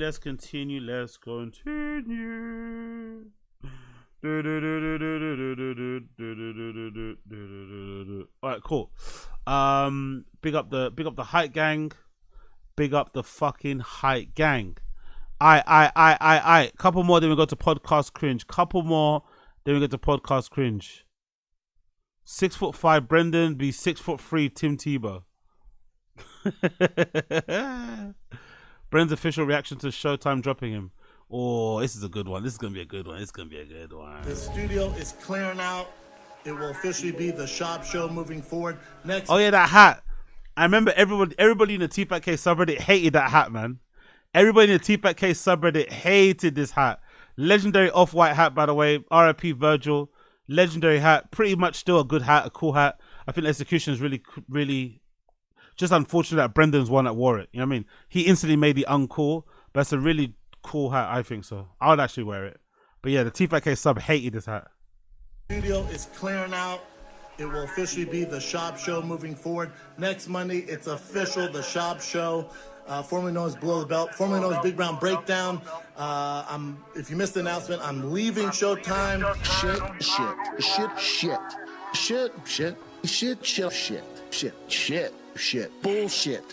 Bullshit. Pussy's fox. Yo, big up KP. AZ, you might be taller than Brendan. That's hilarious because I'm 6 foot exactly. Like I said, I've been, arrested for misdemeanors a few times, and I've been weighed and been, that's what I always remembered about my height. Just because I never measured myself, but I've always known in the years that I've been arrested, I've always been 6 foot. So it's not even like a, you know what I mean? It's not even worth lying about. So it's a weird lie people make up about the height. But again, I think men in their insecurities when it comes to hair and height, you gotta let people do what they want. You know what I mean? If a guy wants to wear a toupee, he wants to spray his head, all this sort of shit, you gotta let them rock. You know what I mean? Because men's insecurities of height. There's that guy online with the legs that broke his legs and put them back together again to become taller. I don't know. Men and insecurities will make them do weird things. So I'll let people rock. You get me? Let him rock. But yeah, big up KP. Motherfucker,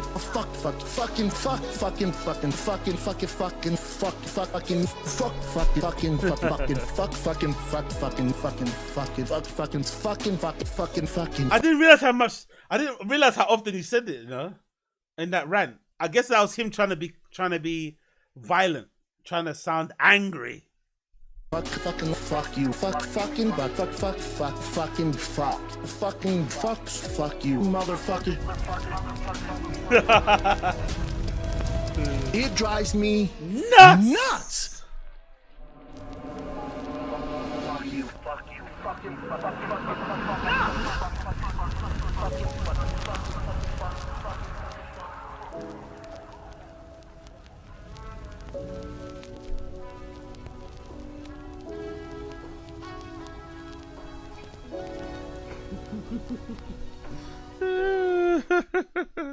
It drives me nuts. Okay, cool. Let's continue.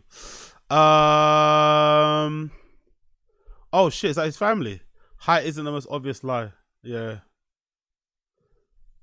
That's like, I don't know. The white thing is I don't know. Maybe it's just an American thing because of race. Brendan's mum clearly looks like a white lady, but his dad clearly looks like that could be fucking. That could be some guy from fucking Saudi Arabia, Morocco, Oman, you know, Turkey. He could be Greek, maybe. Like, I understand, maybe, but I guess maybe Americans usually have a different idea on race. But this idea that you're like, why are you running to the white thing when you don't even look it? Like, your mum is white, clearly. That's a Caucasian lady. But the dad looks, you know, like he's from another place. Maybe at most you could say maybe German. Maybe at most, maybe. But even then I wouldn't say that. You know? He looks like North African, Middle Eastern or something. Interesting. But hey, everyone wants to be how they want to be. Love that Rockstar included Papa in this mission. Hilarious. Put more effort in the dish, Slojo. Okay. Oh yeah, that's a Christmas tree. I don't care about that really. Not really bothered about that. Chin trying to do a funny sing song as bad as his real singing voice. So Chin's got a new video on his thing. Let's see Chin's new video. Oh, there you go. Chin's got a new video. Who's that guy? With MMA fellas, Ben. Oh, that's that Ben guy on social media, right? Cool. So I guess he's going to be on a podcast. Cool. Let's continue here. I better roll with you inside my mind. And in my dream, I kiss your lip. About the 1,000 times, I somehow see you up outside my door. Hello, is it me you're looking for? I can see in your smile, I can see in your eyes. There's something I don't remember the lyric, but your heart, you open it wide. Tell me how to read your heart, 'cause I don't know what to do. But someday, I just want to tell you something. I'd rather you.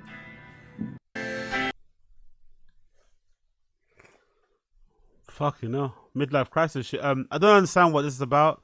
So he's doing like a faux Asian accent, taking a piss out of his own people. This maybe lends itself to the idea that he thinks he's white and not Asian. So he thinks it's funny. Taking a piss out of his people with his own accent and shit. I don't really get what he's trying to do here. I'm not gonna lie. Don't understand the reference. Ryan, what's it say? Rhino Richie is a living legend. I guess so. Hero. Okay, cool. Cool, man. As long as he's having fun. As long as Chin's having fun, that's all that matters. As long as she's having fun, that's what. What's going on in stories? Okay, cool. He's posting that again. Okay. As long as he's having fun, that's all that matters. That's, by the way, I love that that's one of his pinned posts, by the way. The crying face. I love that. I love that that's one of his pinned posts. The crying face singing. Also, that's a very redacted face as well, by the way.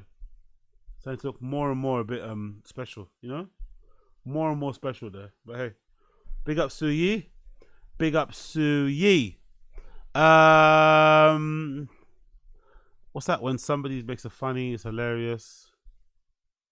I don't know what to say about this. Okay, cool. Let's continue. Let's watch Podcast Cringe then. Podcast Cringe. New video. The Brendan Schaub experiment's a total failure. Let's go. Nah, I don't think it's any of that. I think he's under a lot of pain, and then when it becomes the women, for sure, shut your phone off. I've only been podcasting 13 years. It's not my phone. It's your phone, mother. Slap me.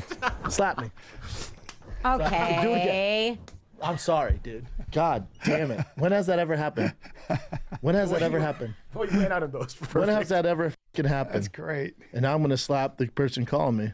Slap him. It's not my wife. God damn it. I'm going to slap Don. No, don't slap the dog. Don't slap the dog. If podcasting is an art form, then Brendan Schaub is the Leonardo da Vinci of the industry, a Renaissance man in every facet, from his days as a high school athlete, receiving no college athletic scholarship offers, instead paying his way into college, where he would go on to be undrafted in the 2006 NFL draft, and then getting released from the Utah Blaze in the Arena Football League without making the roster. Really? He got released? I didn't know that detail. He got released from an arena football team. Damn. He does not talk about that, does he? He does not mention that. He does not mention that. He does not mention that often. Wow. Forced into retirement at the age of 24, Schaub then went on to train in boxing and Brazilian Jiu-Jitsu, eventually making his way into the UFC 2 years later, where he would flourish in the heavyweight division, losing 4 of his last 6 fights, 3 of which by knockout. Jesus Christ. However, after close friend and podcasting legend Joe Rogan encouraged him to rethink his career in MMA and consider moving into podcasting and stand-up comedy, Brendan would seize the opportunity to announce his retirement from the sport and take his talents on stage and into the studio. A true modern-age polymath, Brendan would contradict all the haters and soy boys who laughed at him instead of with him, securing his first comedy special on Showtime just 4 years into his career as a stand-up comic. But with an IMDb rating of 1.4 stars out of 10, Brendan found himself at a crossroads. I love this overview. I love this review. I love this overview and roundup of his career. It's fucking incredibly good. Do I apologize to the comedy world and open a gym back in Colorado where I can lead a quiet life, raising a small family, attending all their baseball games, and pass on all my athletic knowledge and abilities to a new generation? Or do I carry on unscathed, push through all the hate, and prove to the world that I belong on stage behind a microphone, making people laugh? Naturally, Brendan chose the latter option, continuing his comedy career and releasing his second comedy special on YouTube 3 years later, titled Gringo Papi, a clever play on words because his wife is Mexican and he's white, and he's also a father, so that would make him the white daddy? I think that's right. Hey, fuck you guys, it's funny, all right? Anyway, sorry, where was I? Oh, so Gringo Papi ended up with an even lower rating of 1.1 out of 10, making it the worst comedy special ever released in history, on paper at least. Still stand with the fact that You'd Be Surprised is better. No, I'm still gonna stand with Gringo Papi being a better special because it's 30 minutes. You'd Be Surprised is 1 hour. I'm way more open to sitting down and listening to Gringo Papi than I am You'd Be Surprised. It's just too much content, too much unfunny content. But I think in general, there's way more jokes. Yeah, there's way more jokes anyway, attempted jokes in Gringo Papi than there was You'd Be Surprised. They're both terrible. I know they're both terrible, but if I had to pick one, I'd definitely pick watching fucking, what's it called? Gringo Papi. All day long. Luckily though, Brendan, who fancies himself as a bit of a business shark, always had a backup plan. You see, Bappa talks for a living, and thanks to his close relationship with superstar comedian and legendary podcaster Joe Rogan, Brendan was an early adopter of the podcasting format with The Fighter and the Kid, which was a joint effort between himself and Hollywood extra Brian Callen. Schaub would also go on to spread his talents across other podcasting ventures, including a 3-year stint on The King and the Sting with widely loved comedian and podcaster Theo Von, which turned into The Golden Hour, as well as his own solo podcast, The Schaub Show, both of which are still in production despite extraordinarily poor performance.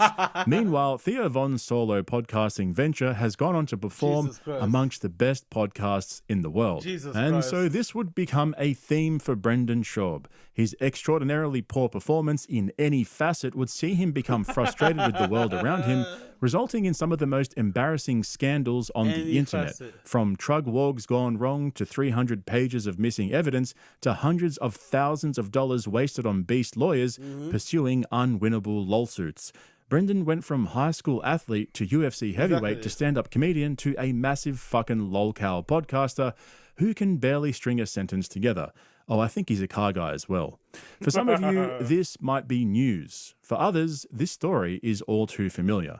You see, Brendan fancies himself as a man of many talents, an athlete, a comedian, a thinking man, a beast of a baseball dad. But where Joe Rogan has flourished with his down-to-earth, relatable character who asks his guests the questions we're all thinking, Brendan doesn't have access to guests. So it's up to him and his co-hosts, and increasingly his producers these days, to provide the hot takes and analysis on topics that all of them know absolutely fuck all about.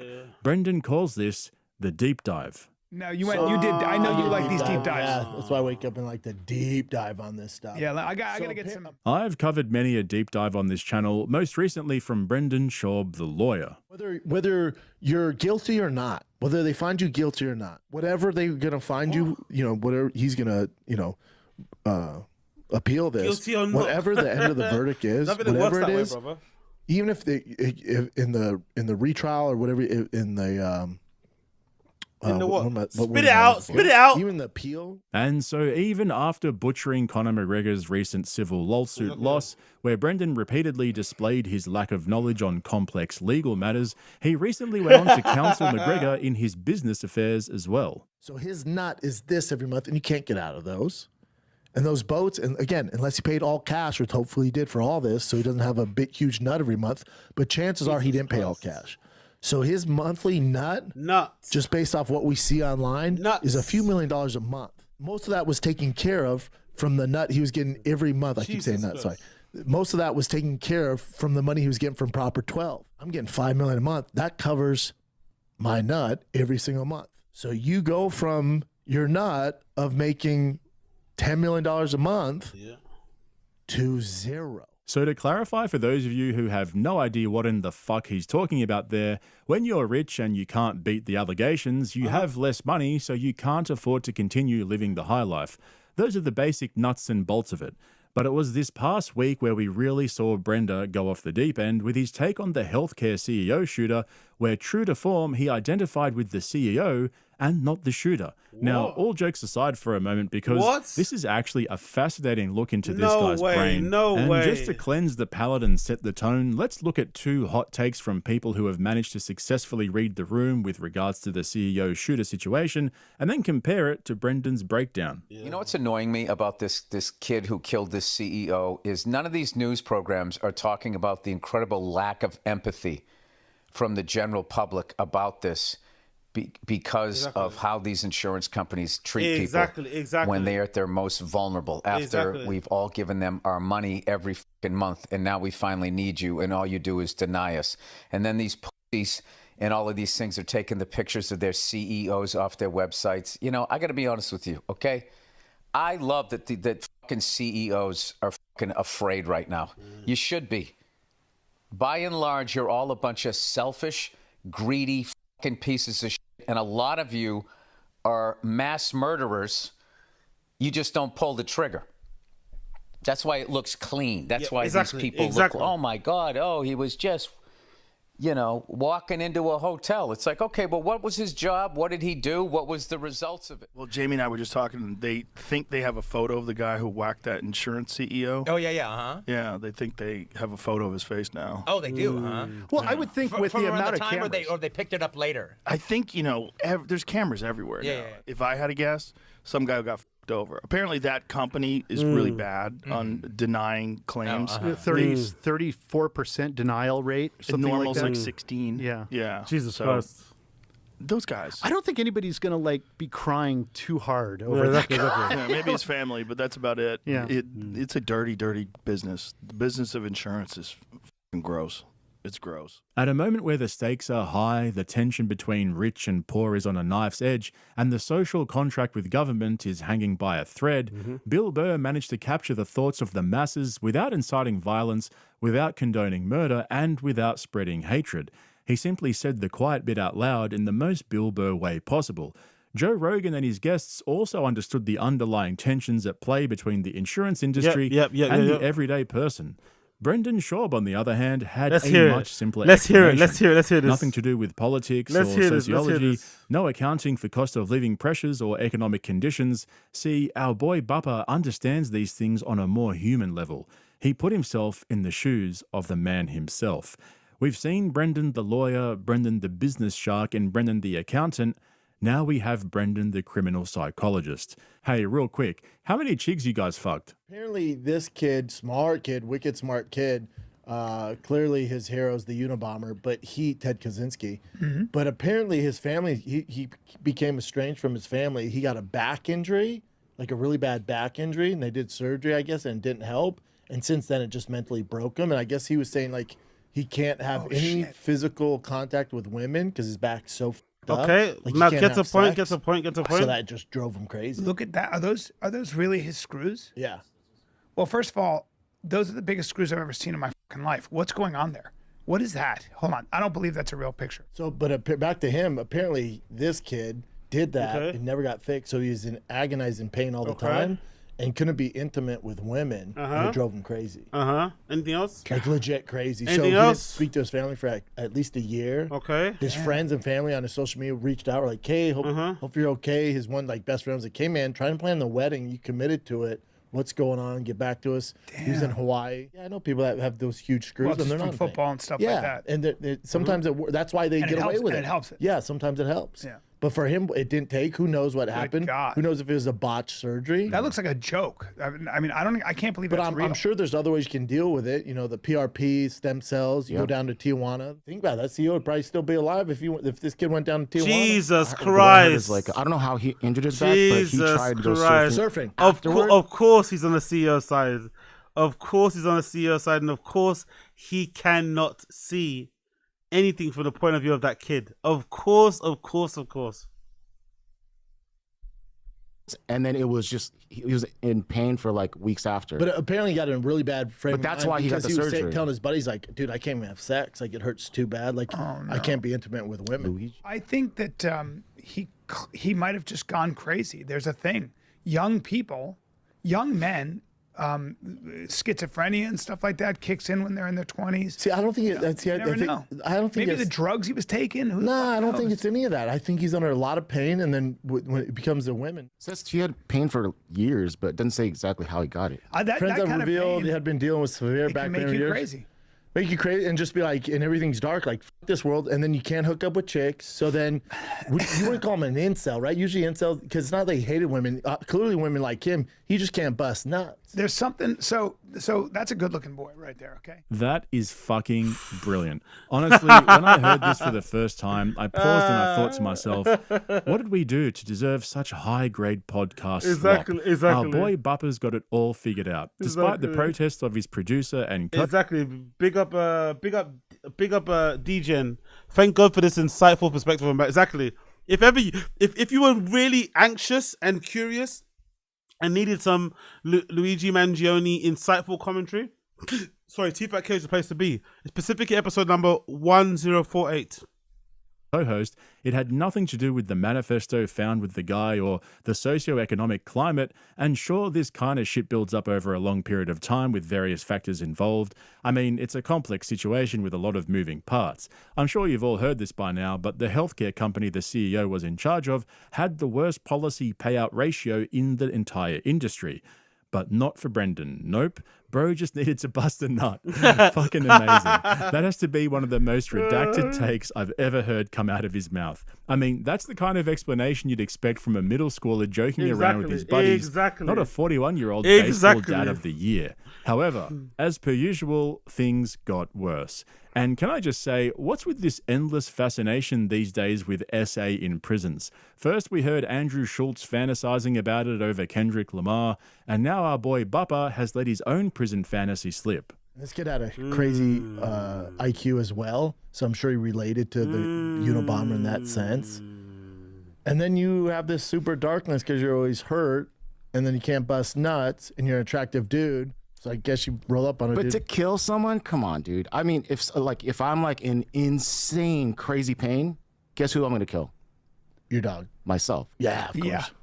Or the doctor that put the screws No. in, no. No. All right, Chin. All right, Chin. Oh. No, you to end the pain because But I could see that for happen. him your pain's gonna get worse, dude. Also, that CEO had nothing to do with your back. You're f***ing with that guy's family too. Everyone that loves him, like you can't do that to someone. Also, that guy's not recommending that doctor. It had nothing to do with the screws. No, he's just a. But also, dude. So where does the buck stop? These guys are so detached. I love that this actually exposed how detached from reality they are, because they've never had a claim be denied.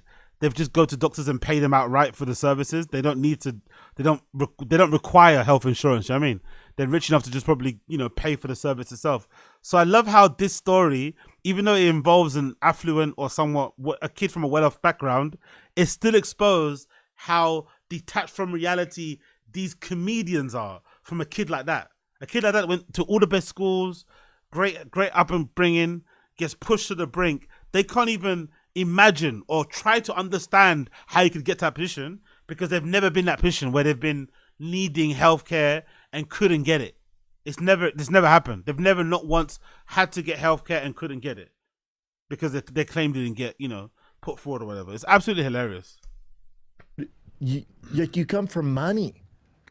So do you. So do you. Took to figure this back pain out. Your back pain's gonna be so bad in prison. Oh my God. You know what the beds are like at Pelican Bay, son? God, yeah, I was gonna say. They're not memory foam, bud. You know?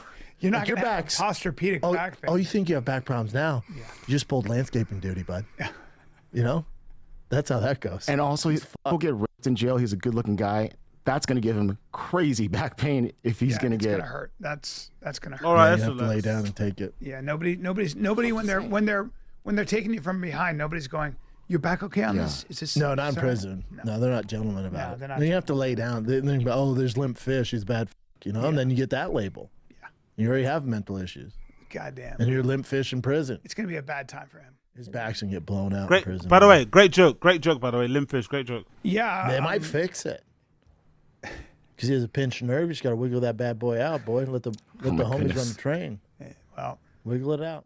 Yep. All you got to do is wiggle it out, B. Thank him. But like I was saying, it's interesting to see how none of them understood the connection between the actual CEO that got shot and the company he worked for. Exactly. Compared to the entire healthcare industry. Not to mention the shooter was apparently just getting started. And as usual, the comment section did not disappoint. Mixed in with all the paid bots were some clearly agitated listeners. Hearing Brendan speak about this shooter is hilarious. The horrible take, the continued use of the word compromised, and the mispronunciation of all the words. I love this. Thank you, Brendan.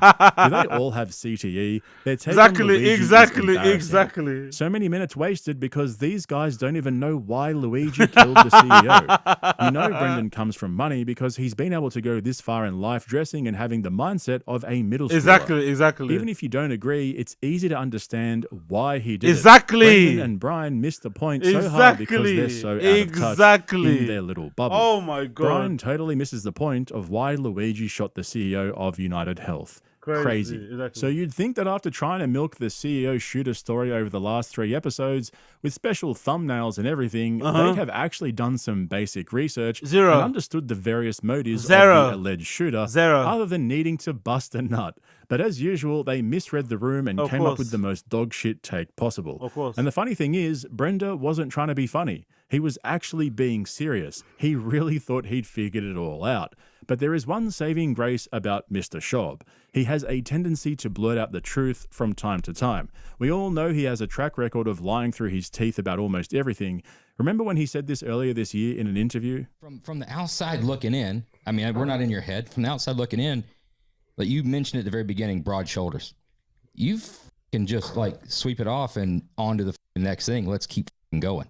Unlike anybody I really have ever seen. Yeah, I appreciate it, brother. It's my dad, just work ethic. So I hate, I'll have friends who will say, oh, whatever, Shaw brought a professional athlete's work ethic to podcasting or to stand up. And now with the cars, like, watch out. It's like, no, that's not a professional athlete's work ethic. I've been with UFC fighters, NFL players, they have horrible work ethic. They're just so talented, they get away with it. So that doesn't work for me. The work ethic, I love how triggered he gets by hard work. I love how much it triggers him when people say he got to where he got to. Like, I love it. I love it. I love it. I love the triggering of the like athlete's work ethic. Really triggers him. No. I'm brilliant. It's not the work ethic. I'm brilliant. Is across all boards. You know, that work ethic came from my dad. I mean, dad blue collar, self made. So when I was young, he taught me the work ethic.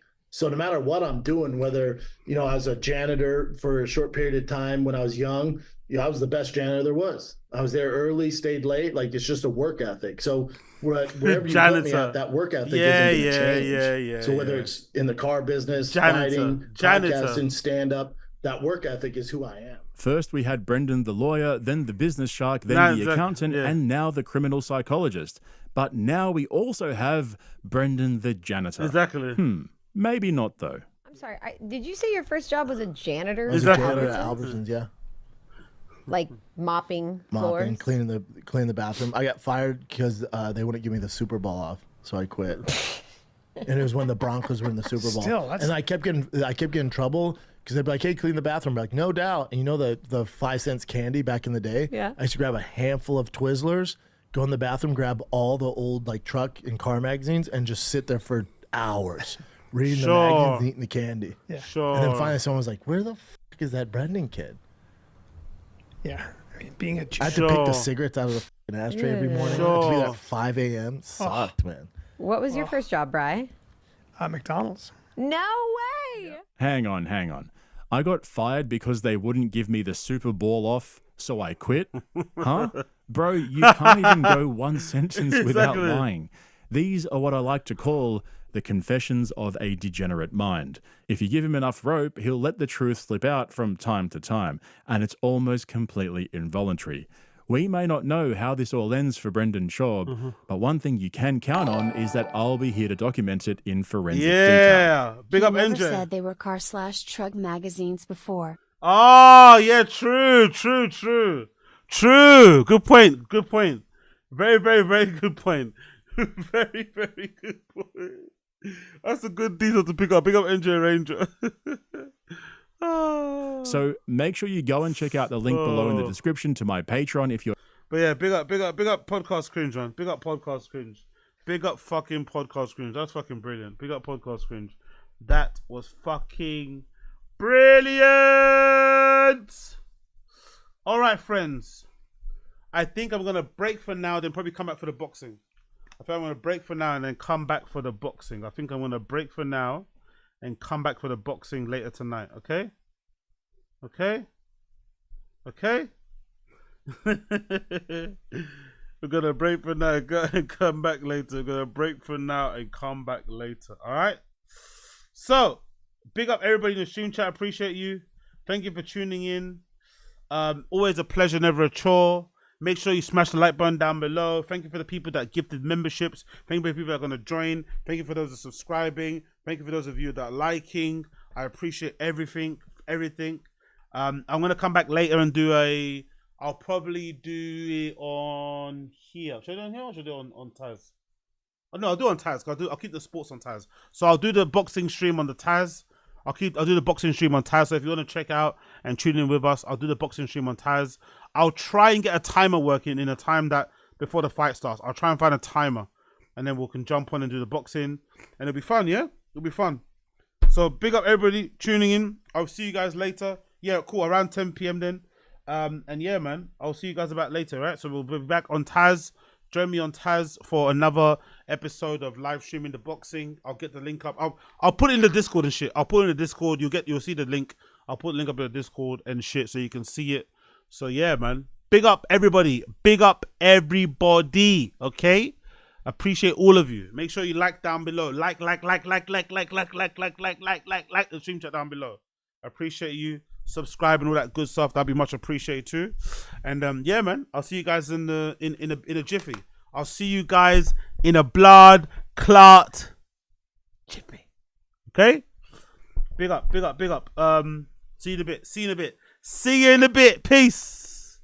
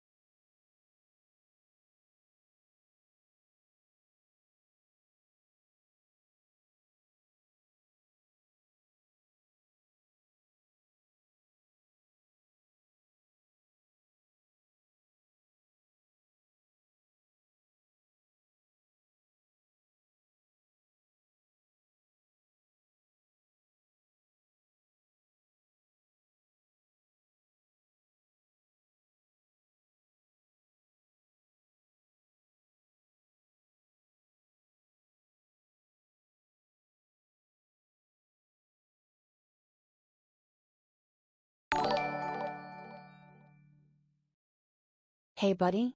Just wanted to send you a little dono for Christmas. Big up for the pods and the entertainment.